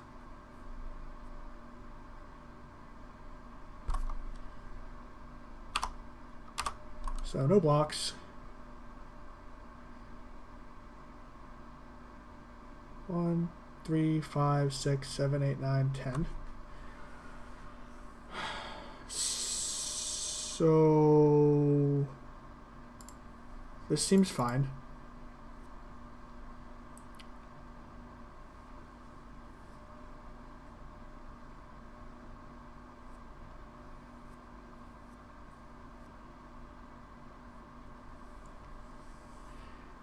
Jeff, you need to be nice to me.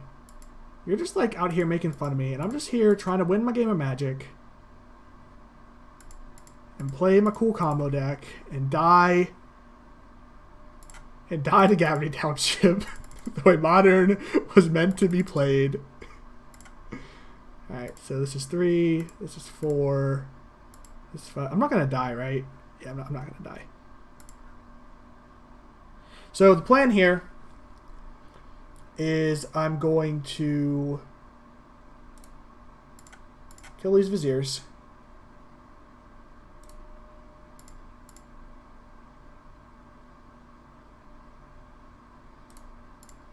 I think Lightning Greaves is unplayable trash.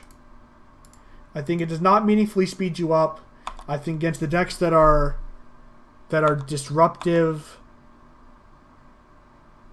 they are going to be able to strand you without, like, to where putting Shroud on a thing just doesn't matter. I did call the mid-range deck bad, and I am going to die to it. I'm just about to take like 8 from these things. Yeah, they know what's up. They know what they're doing. Getting in 4.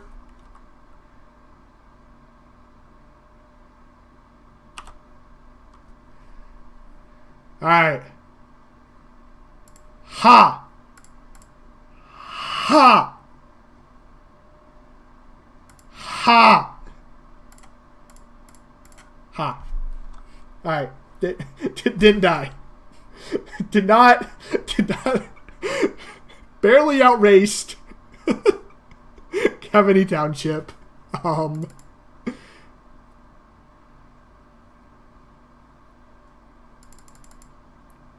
Yeah. Gabe came in with the sweet host. That has not mirrored my experience. I guess what has your experience been? Like, what does the situation look like when Greaves has just been really good for you? I have not. I've not felt like that's been how it's turned out for me.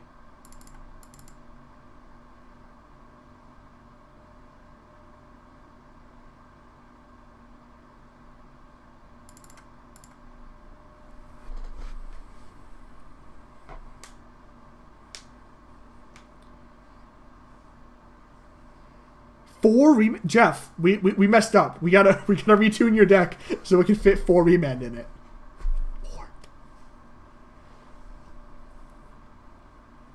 I'm kind of into this actually.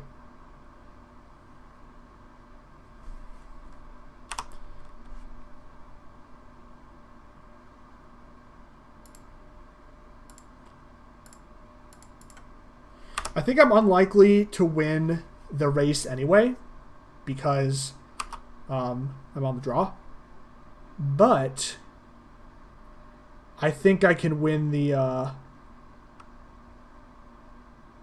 I can definitely beat them just never having anything. Why does our opponent just not want to put magic cards in their deck? So I want to play this, and I want to play this. And I want to play this.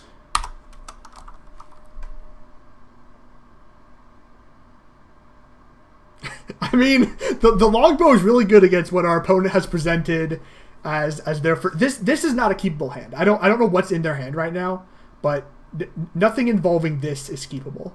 Like they don't have a druid, so they can't fast combo me, and they don't have mana, so they can't do anything else.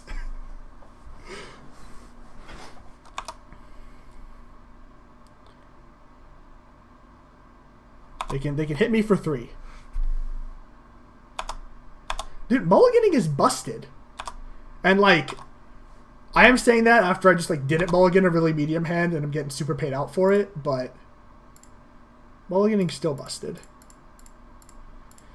So I'm doing it like this. I lose a mana, so I can't hold up this path or play this giver, but I insulate myself from them having a path because I really want to kill this noble. I think killing this noble goes a long way to winning me this game. Get out of here.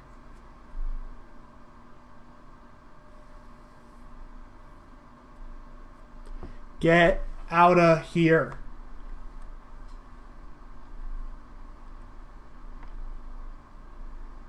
Then path himself. I'm into that.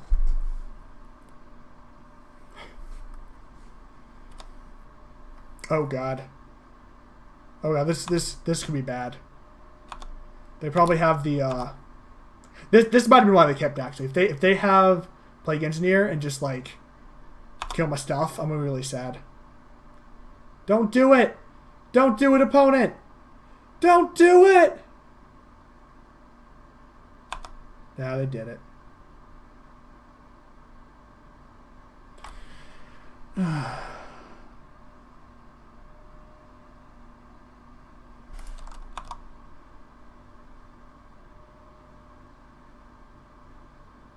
Alright, I think I just let this happen. Maybe I should trade with this, I don't know.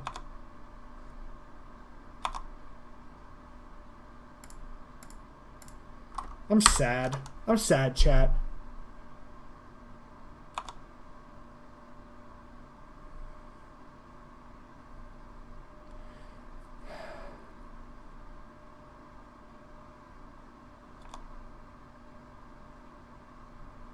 So something I should probably bring up is I really hate Lunge. I do not think that Lunge was actually good in this deck.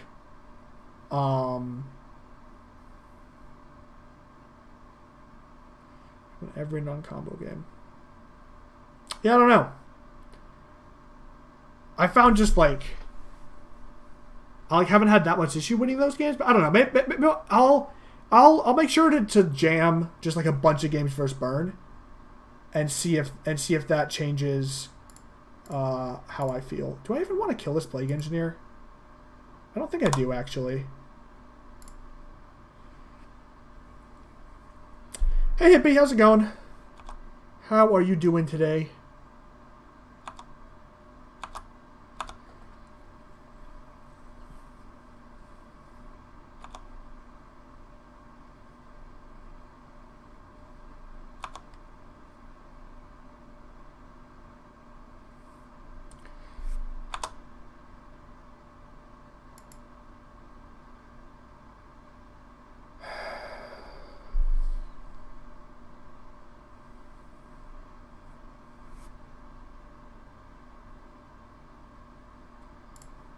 I think I'll get rid of this.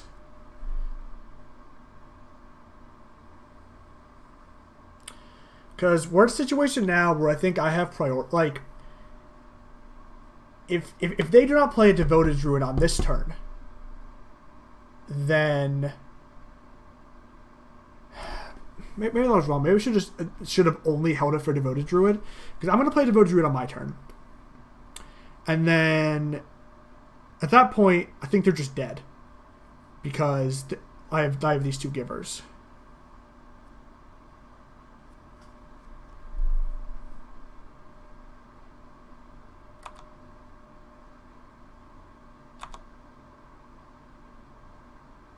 All right, that is a reason. Oh.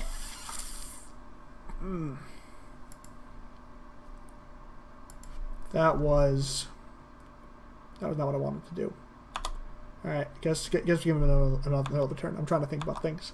I did forget to cast the Demonic Tutor, because I'm trying to think about making my deck better.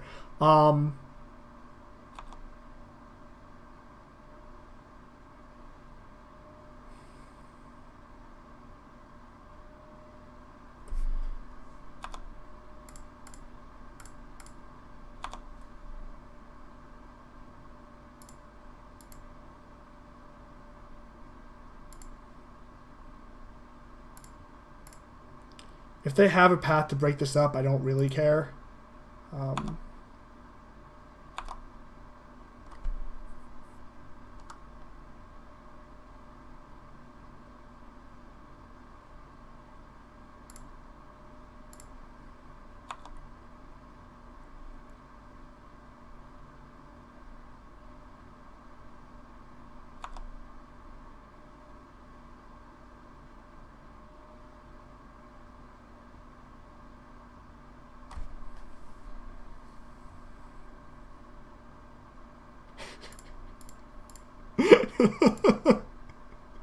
Putting into so many kitchen finks.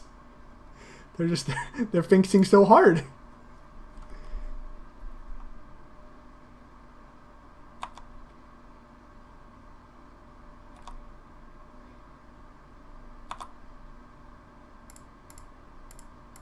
Yeah, so in case y'all didn't know, kitchen finks, it's not very good.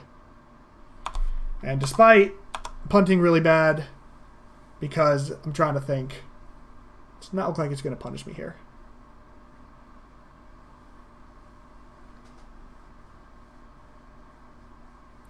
Path doesn't matter, because I can just block here and then give protection to my druid and then respond to the path they don't have.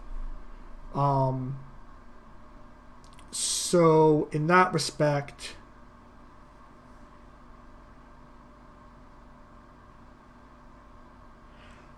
I just don't think this card's good enough. Like, I don't. You have to cut something, right? So I guess you cut Stoneforge Mystic. But I think Stoneforge Mystic is just a better thing than this. And apparently Lightning Greaves is the nuts.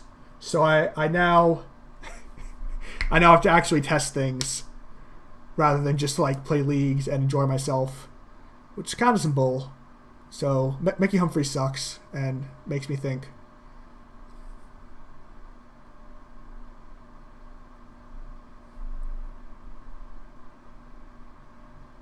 Let me look up your list.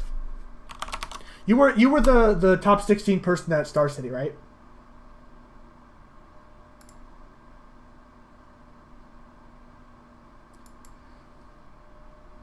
Plague Engineer is on bird because we had 2 birds and now we have none birds.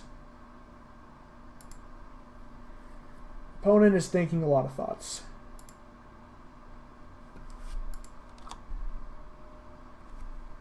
Three, yeah.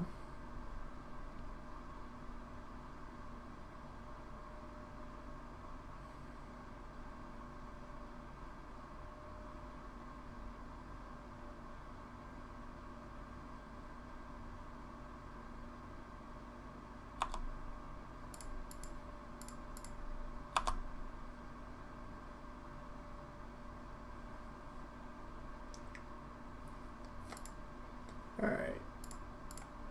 Mr. Mickey Humphreys.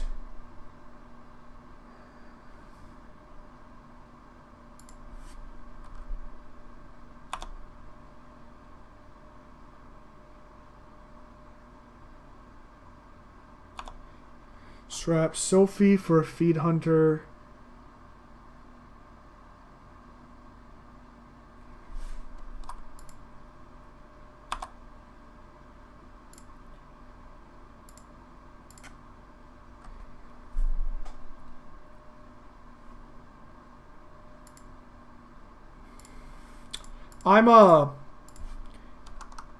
I'm heading off after this. What are they doing? Can they deal 3 damage to me?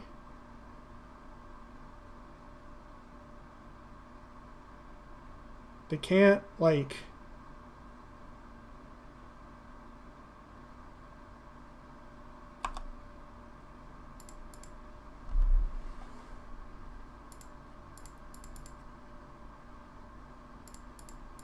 Oh, Coco for second Plague Engineer is reasonable. That means I punted. So I could have held open white mana, which I guess doesn't actually play around anything because I have to put my druid down to 1 to do that.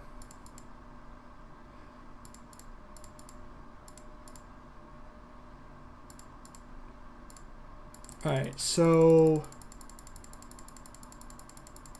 well, yeah. So I'm fine now. If they had done so, if they had Coco'd in response, they can Coco and name Cleric with this on the stack, and then I'm no longer fine because this comes in and just immediately dies to state-based actions. I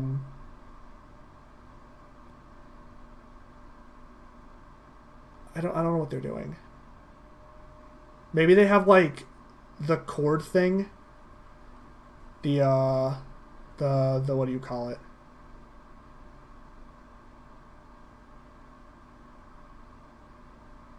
They could have cord for Mind Sensor. Is the only thing I can think that matters. But even if they have cord for Mind Sensor, they're dead. Or I guess they're not dead. Yeah, so cord for Mind Sensor is good. Because they can tap these 2. Yeah, so but like if they had cord for they should just I don't know. I don't know what they have. I'm not thinking about it. Oh yeah, we we don't have longbow. We don't have any white mana. So I can't longbow this turn. Oh, it's on the board. It is I don't know. I'm trying to rationalize what they're doing, and I don't know what they're doing, and that's where I'm at. Anyway, about to be 7-1 on the night with this deck. Deck is very good. I am not very good. My opponent is timing out, trying to figure out how to use all their mana. I'm just gonna like cord for 10 or whatever, and then lose.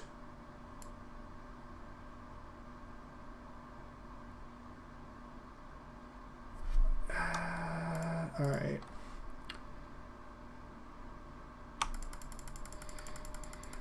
So I don't know what they're trying to do. But making I lost to Hollow One, where we won game 1, and then in both post-board games they cast a Burning Inquiry on 1, discarded my Druid, and put 6 to 10 power into play. So nothing much I could have done there, or really any deck could have. All right, so 23 times 4 is 80, 92. This deck has a very strong back. Mediocre streamer me is just over here with the deck. I guess we do lose to Linvala. Except, like, we don't lose to Linvala, right? I just, like, get a different thing.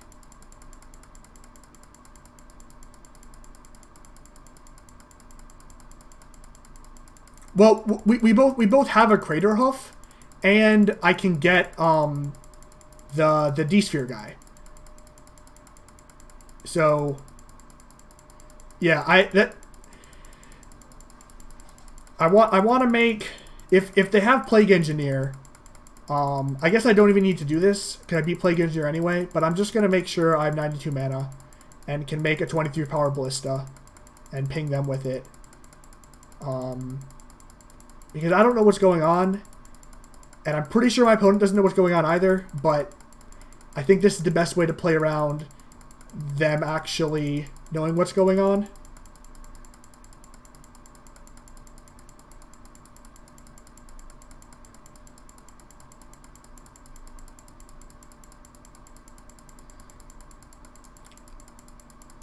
Yeah, like that's not even good though. Like the ensnaring bridge creature that gives you hexproof, I can just kill and then kill them. Like I don't. The sheer amount of effects they would have to have on a 4-mana creature. Like also we would play the crap out of that card. that would be really good. All right, let's see what they've got.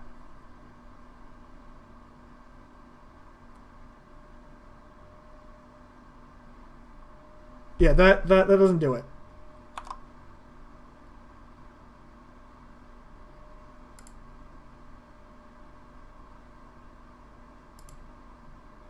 It's mine now.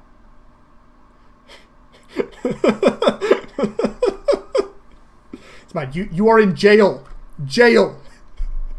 Jail is where you belong. Alright. 3-0. Playing tight. Being rewarded for playing tight.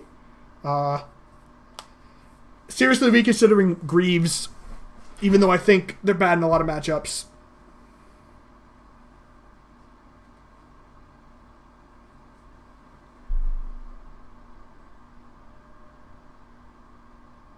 So, like, your idea versus burn is you just go Stoneforge Mystic, fetch up Greaves, and then on the next turn play Greaves, and then on the next turn put down a Linvala, put the boots on it, and then they just don't, like, none of their stuff does anything anymore. It's yeah, whatever. The angel that my opponent thought won the game. Irate, you got to get out of here. You are a dirty cheater. This hand's bad. I'm going to keep it.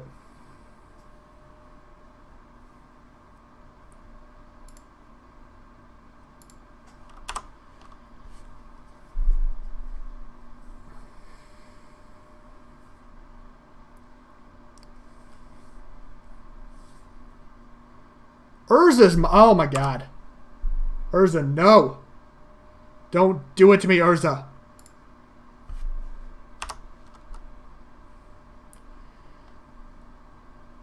Urza, no.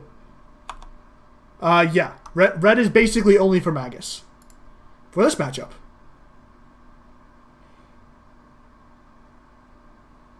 Giver doesn't do anything here. Because I have to run out this, I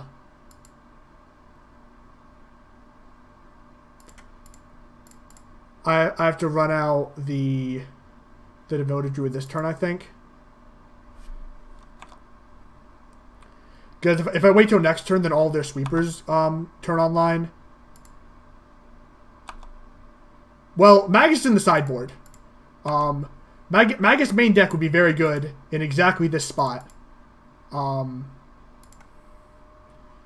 But I think bad in the context of modern with modern decks. Yeah. I think Magus. Okay, yeah, they're dead.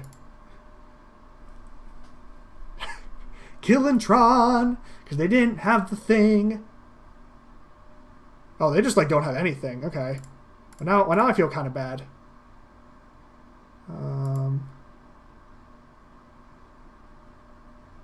Alright, cool. So, versus Tron. These both suck. I think Batterskull's better. This is good. This is good. Mage is good. This is good. This is good. Witness is bad.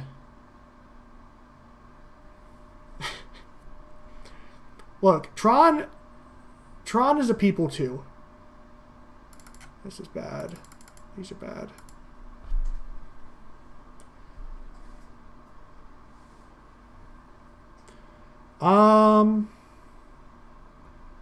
I didn't cut the Batterskull, right? All right.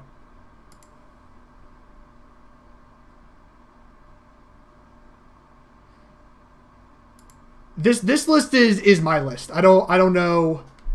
Like, maybe Kellen got his from me. Maybe he just made it up. It's like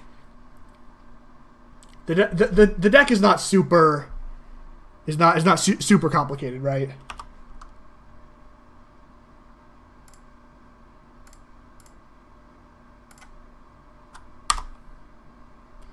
All right. So what do I do here?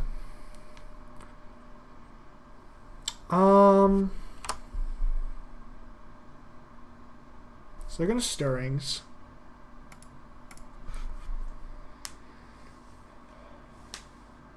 Spatial Contortion. Mine. Bird.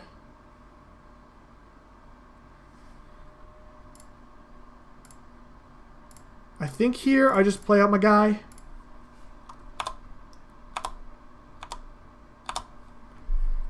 And like, if they have a...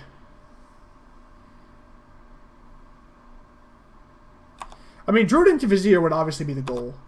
But I think even without that, I think this hand's pretty good.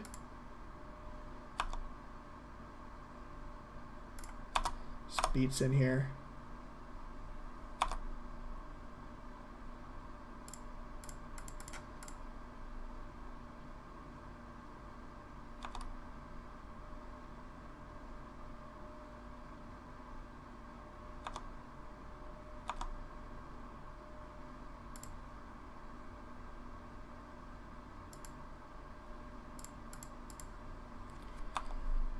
So, next turn, if my opponent does not do anything, I'm going to try to grab the... I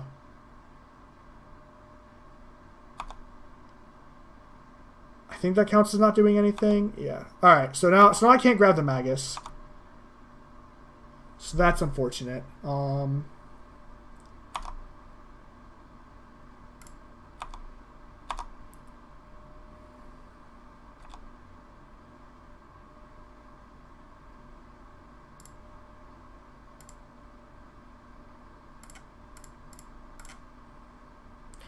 I don't want to play the... so something I could do here is try to grab a Magus of the Moon. I don't want to do that because I think that... Or, sorry, I could have grabbed an Ouphe. I don't like grabbing an Ouphe here.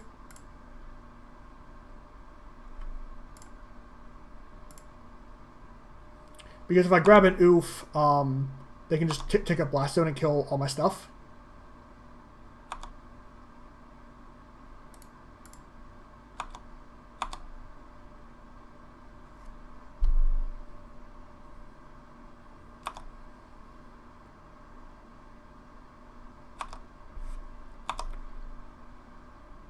Whereas here...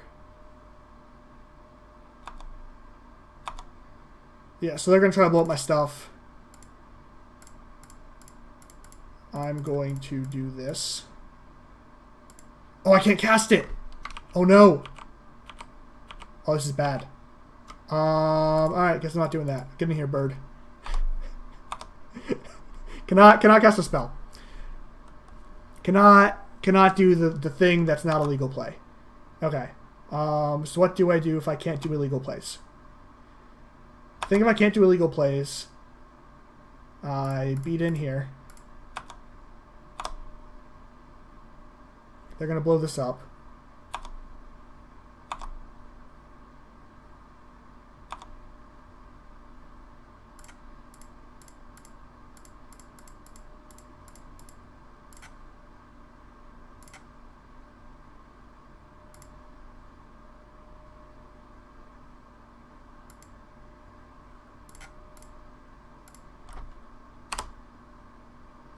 Alright, they're 1 point from being dead. Oh god, do they have like... Oh god.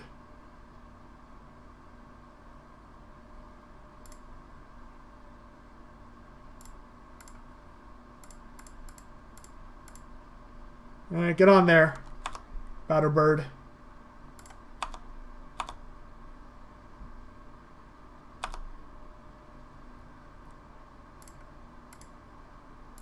So the amusing thing here is we can actually race the Worm Coil, right? Because I... Oh. What's this? Karn? Probably can't race the Karn. Probably can't race the Karn and the Worm Coil. Let's kill that.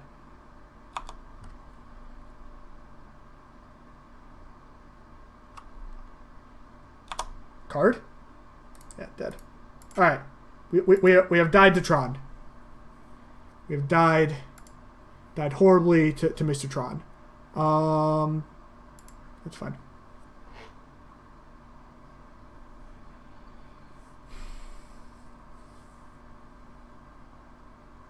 So, I actually misplayed there. When they chump block with the Ballista, because I couldn't, I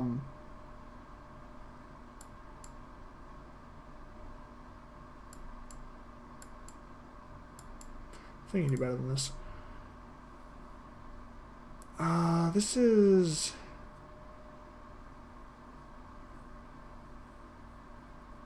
This isn't better. This is better.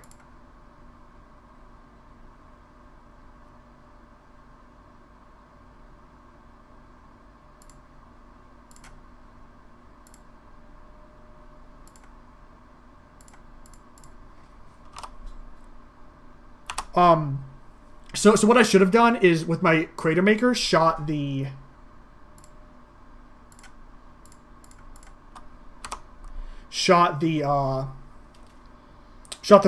Ballista, and then if I had done that, I would have gotten enough damage that when they went to 3, instead they would have just died. Which is obviously... What are they doing? This opponent... You gotta win the game, opponent.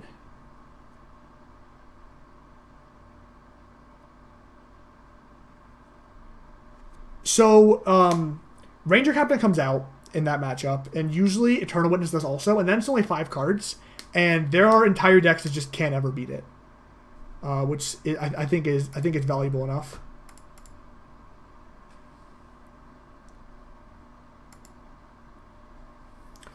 So...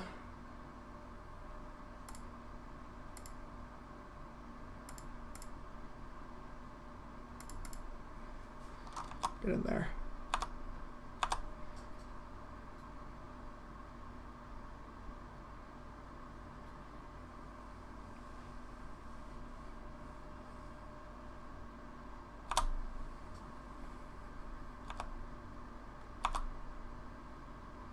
Okay.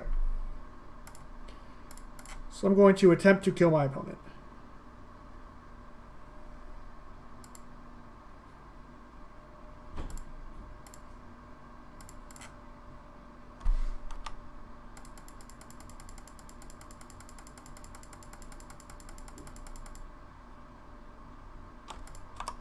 Yes, it is. It is very good versus Soul Herder. They can't cast Spatial Contortion.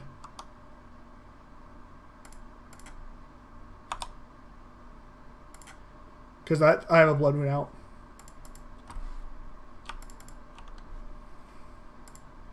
Alright, y'all. Can I, very medium Devoted Druid player, Bob and Cheese, win 5-0 this league? Your game's irate. If y'all are enjoying the stream, remember that it is September, so subs are half off, and you can support me, which means I get to stream more, because streaming takes a lot of time and energy.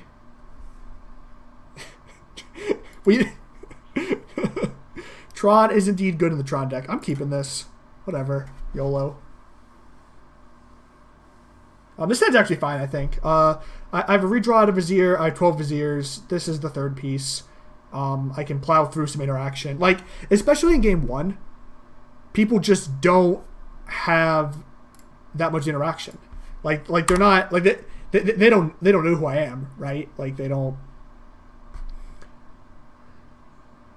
Oh god, a mountain. This hand is not great against mountain.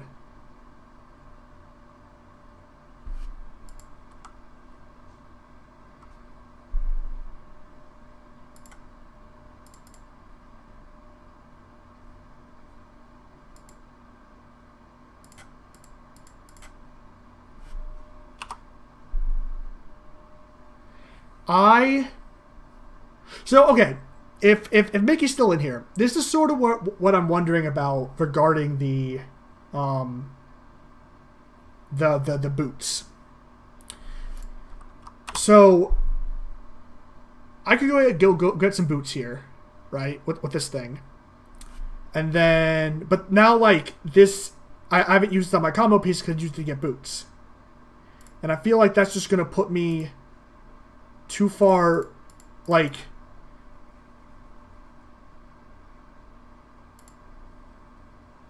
I mean, yeah, that's definitely the plan. The plan is just to play Druid until I run out of stuff, which might not work because Searing Blade is really good, but that's sort of my question about the boots. Like, I feel like this is the matchup where you're saying the boots are great, but like, are the boots even good? Are the boots even what I want to get? Am I gonna die in a fire to this burn opponent? Probably yes. Whatever, no blocks.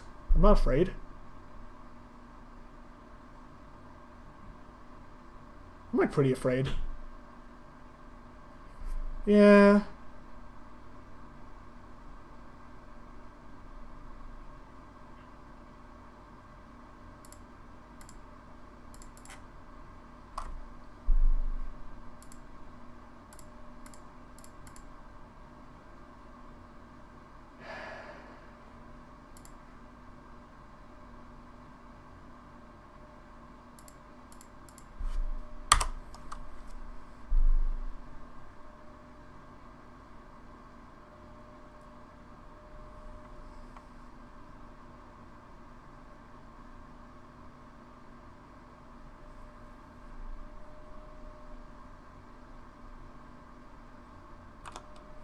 Yep. So definitely chumping here. If I don't chump, I'm dead to like Skullcrack, or I guess I'm dead to Boros Charm anyway.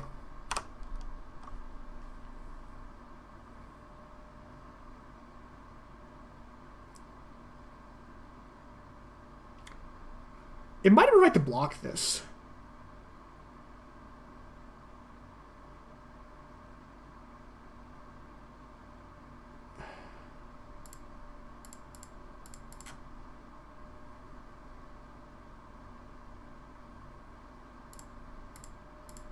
I would not be surprised if the correct line on that turn was to block the Swift Spear, because if I guess that also loses to like the aforementioned Skullcrack, so maybe that makes it bad. But it does beat Skewer, right? If I go block, and then the Skewer stranded in their hand. But it's also possible that playing Skewer was just bad there.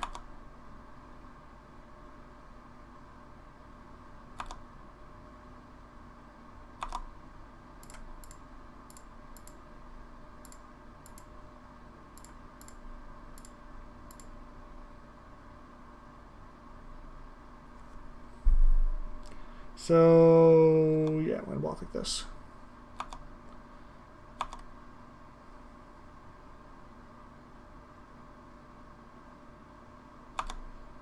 Okay.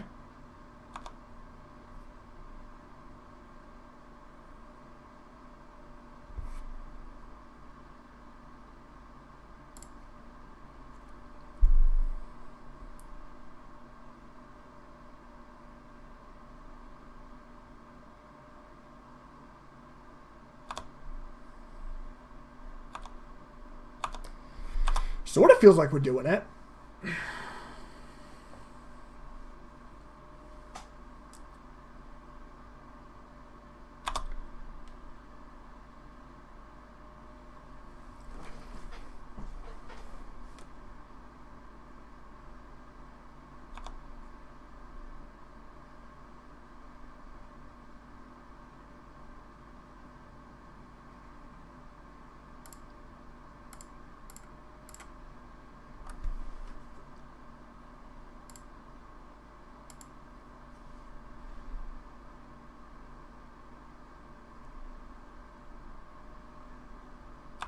Alright, so I want to kill this Eidolon.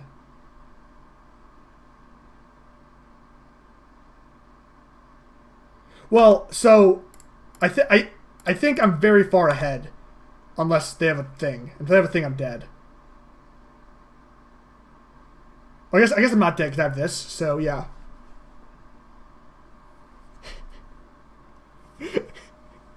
I do enjoy the mono commentary of just like wrecking a Boggles player. I played a league last night with Nassif's. What are they doing? What are you bolting, opponent?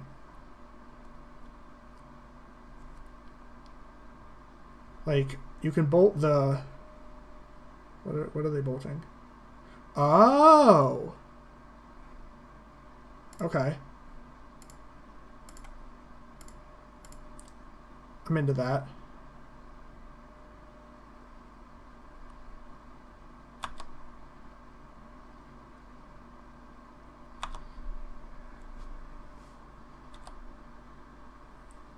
Yeah. Bolting is definitely good. So I go to 2.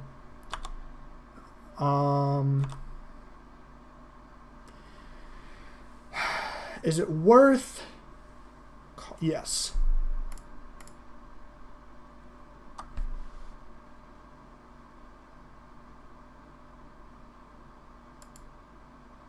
So now I think they're dead.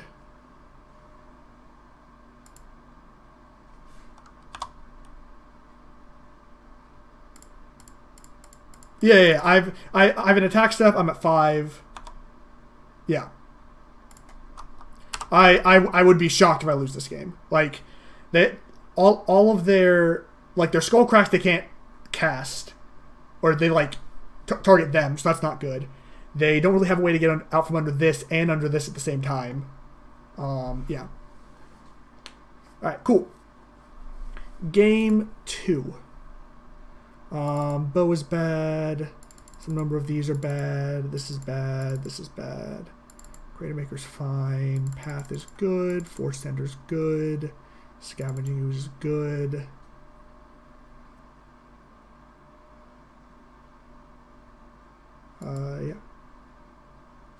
Yeah.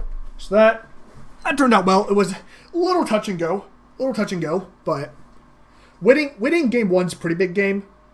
Just because I feel like the matchup is pretty heavily play draw dependent.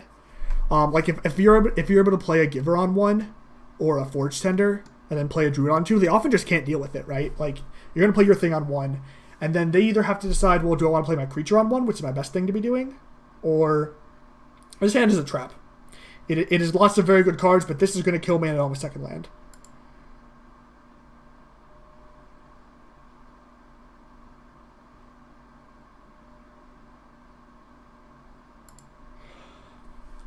So in this matchup specifically, I don't see Bow as a payoff for infinite mana, because I think that putting a Batterskull or a sword on a creature and like gaining life is really close to the same thing. Like you're winning in the same spots. All right, this is not a good. I also do it against some other, like, against decks where you're really unlikely to combo. I also cut Bow, just because like you can draw the bow. Yeah, so obviously not gonna block here. That's fine.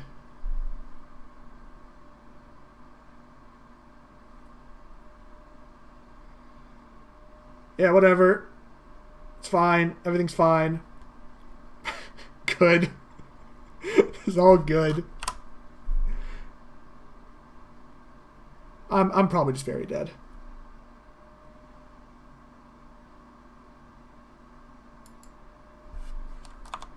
Yeah.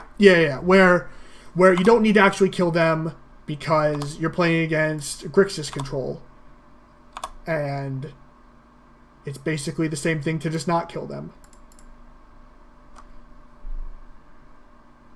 Alright, so what do I want to do here?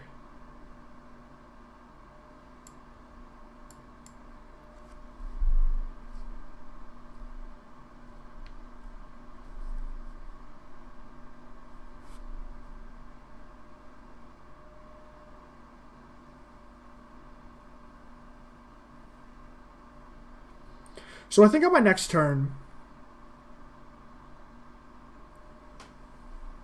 I want a Finale for Tender. Is where I'm at. I think I want a Finale for Tender, which means I think the best setup is actually Giver.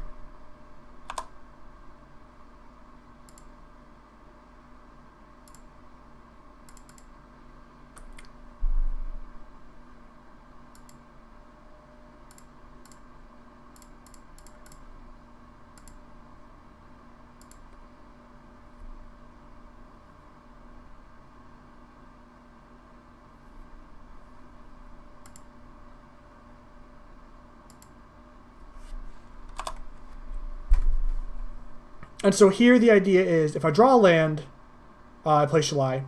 If I don't draw a land, I start setting up Giver. So even if I have to crack this Forge-Tender off, I'm still able to prevent a burn spell.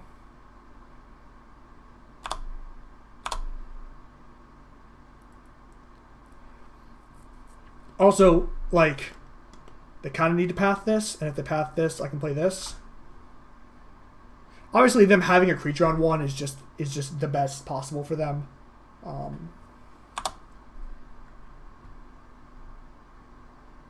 Land. I did ask for a land.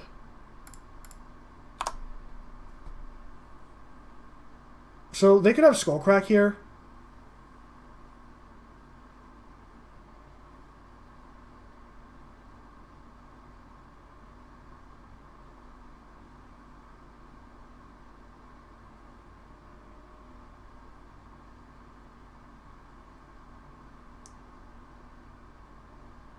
I think I just take it. So like here I'm losing the Skullcrack, but I think that's okay. I think I beat basically everything else.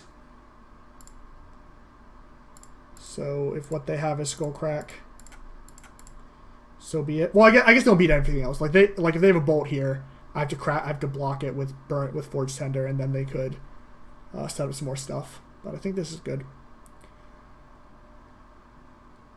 So we're talking about the Dork, right? Is the Dork line is only good if I draw exactly Mana Dork, and then I don't cast this, and I think I want to cast that. I think that's pretty important.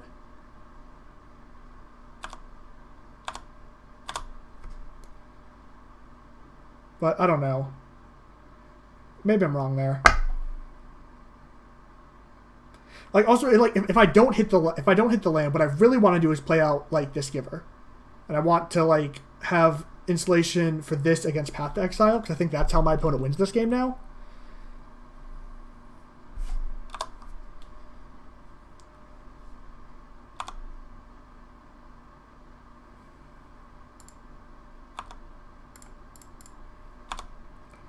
I think Smash is the creature's controller. Yeah, so Smash gets around this, so I should not put a Batterskull into play. That would be poor.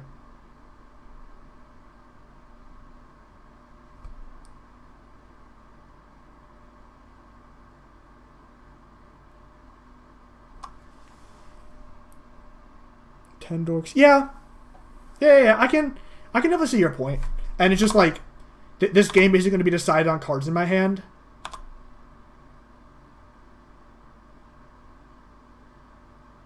Okay, so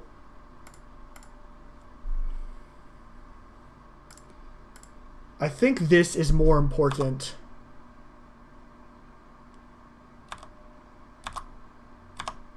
This should have been an attack. Probably.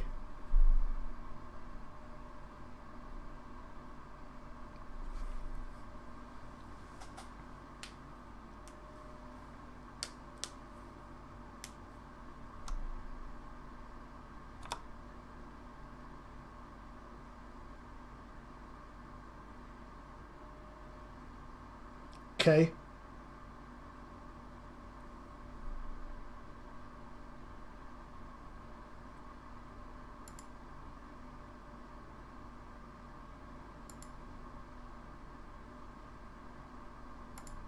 This red source.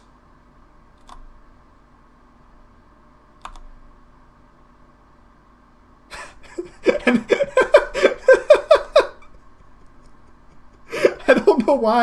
I don't know why they chose this turn and not attack. It was just it was wrong to attack all those other turns.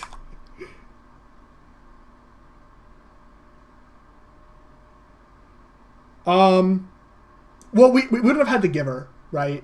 So the Giver is worth something, but I think generally I agree with what you're saying. Get in there.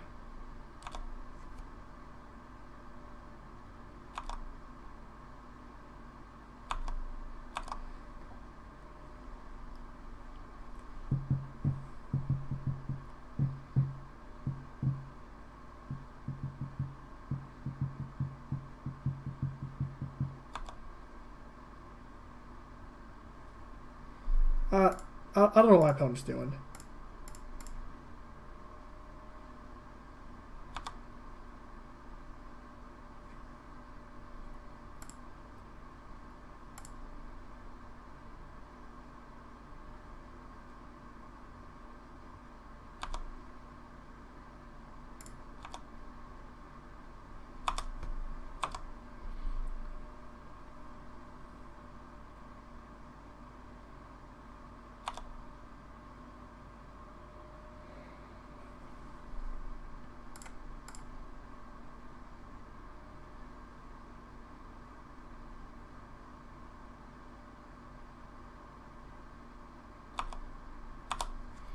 Alright, so I'm not playing the Batterskull because a card they could very easily have here is Smash Smithereens. I don't want to lose to that. Next turn, I have them dead if they don't kill me because I can pump the Shalai to have enough power.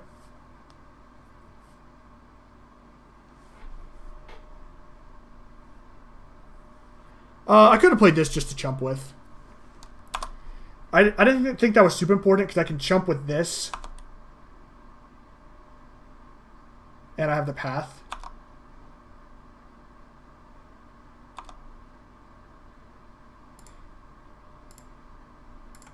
Yeah, Ballista can also be lethal here. Also, hey, Brad.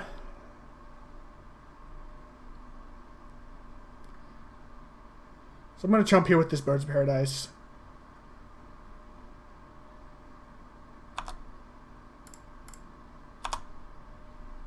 Yeah. But Ballista post-combat is probably a slightly safer line, even though I doubt it matters a ton.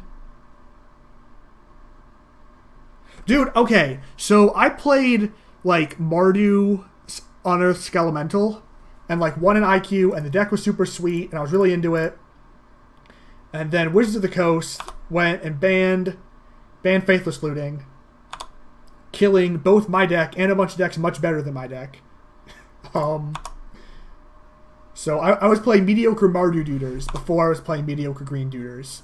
But now we've come back. And honestly, I've been kind of crushing. Actually,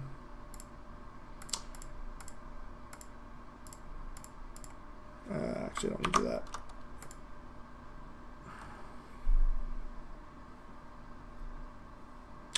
They must just have a ton of Smash Smithereens in their hand, right? That has to be what they're about. Second or third best deck in Modern. What do you think's better, like Wurza and Burn? I could buy that. I think Wurza's probably the best. Dude, congrats your MCQ, man. Good luck at the Pro Tour. Or saying you playing Jeskai. Alright, well, if you want to ship me a cool Jeskai list, I probably can't afford it online because Modern Horizons cards are $1 billion. But I don't know. I felt like we were really far ahead, so that could have been a thing. Yeah, so if y'all haven't been here the whole time, I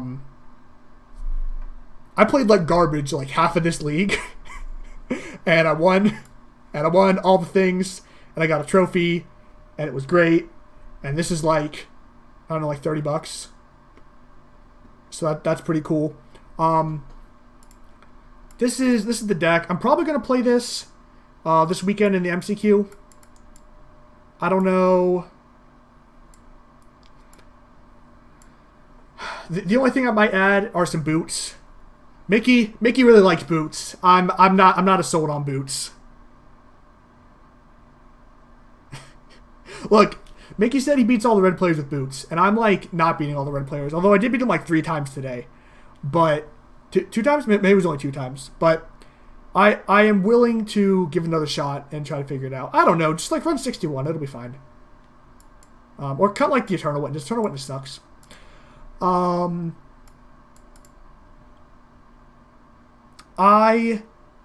Zam, to get your question about humans, I'm really bad with humans. I haven't streamed in a while, but when I was streaming before, humans won a challenge, and so I was streaming humans, and the dude who won the challenge was in the chat with me, like trying to like coach me on how to play humans, and I was just getting destroyed. Every match, couldn't do anything, it just kind of sucked. So I don't think humans is for me. The Veil of Summer, I cut the White Eidolon. I think White Eidolon, so it's basically only for Storm, because every other deck that Eidolon is good against, you just name the second thing with Meddling Mage. And against Storm specifically, I think this combo is enough. If you Teeg on Gifts and then Meddling Mage on Grape Shot. Dude, I did draw Aether Vial. I drew Aether Vial, and then I put my 3 creatures on board, and then they died, and then I couldn't win anymore. I don't know. Is Tocatli worth playing? Tocatli Honor Guard, sir, is a powerhouse in the format. Here to spook all of the other creature decks and the Gave Deceifs of the world.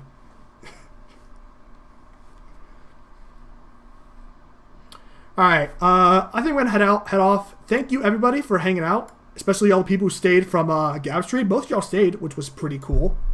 I have tutored for a Stoneforge Mystic while this was on board, because I'm dumb, and I still won that match. If y'all want to see more of... If y'all want to support me, you can follow, or you can subscribe. Both those are great. Subs are half off. I'd appreciate it. Thrun, I found, was just kind of worse than this card. It's like kind of clunky, and they have fucking Wrath of God, and yeah, I don't know. Zam, maybe... I really love this deck, I'm going to be honest. I'm mostly playing this deck because it's my favorite deck, and I think it's also good.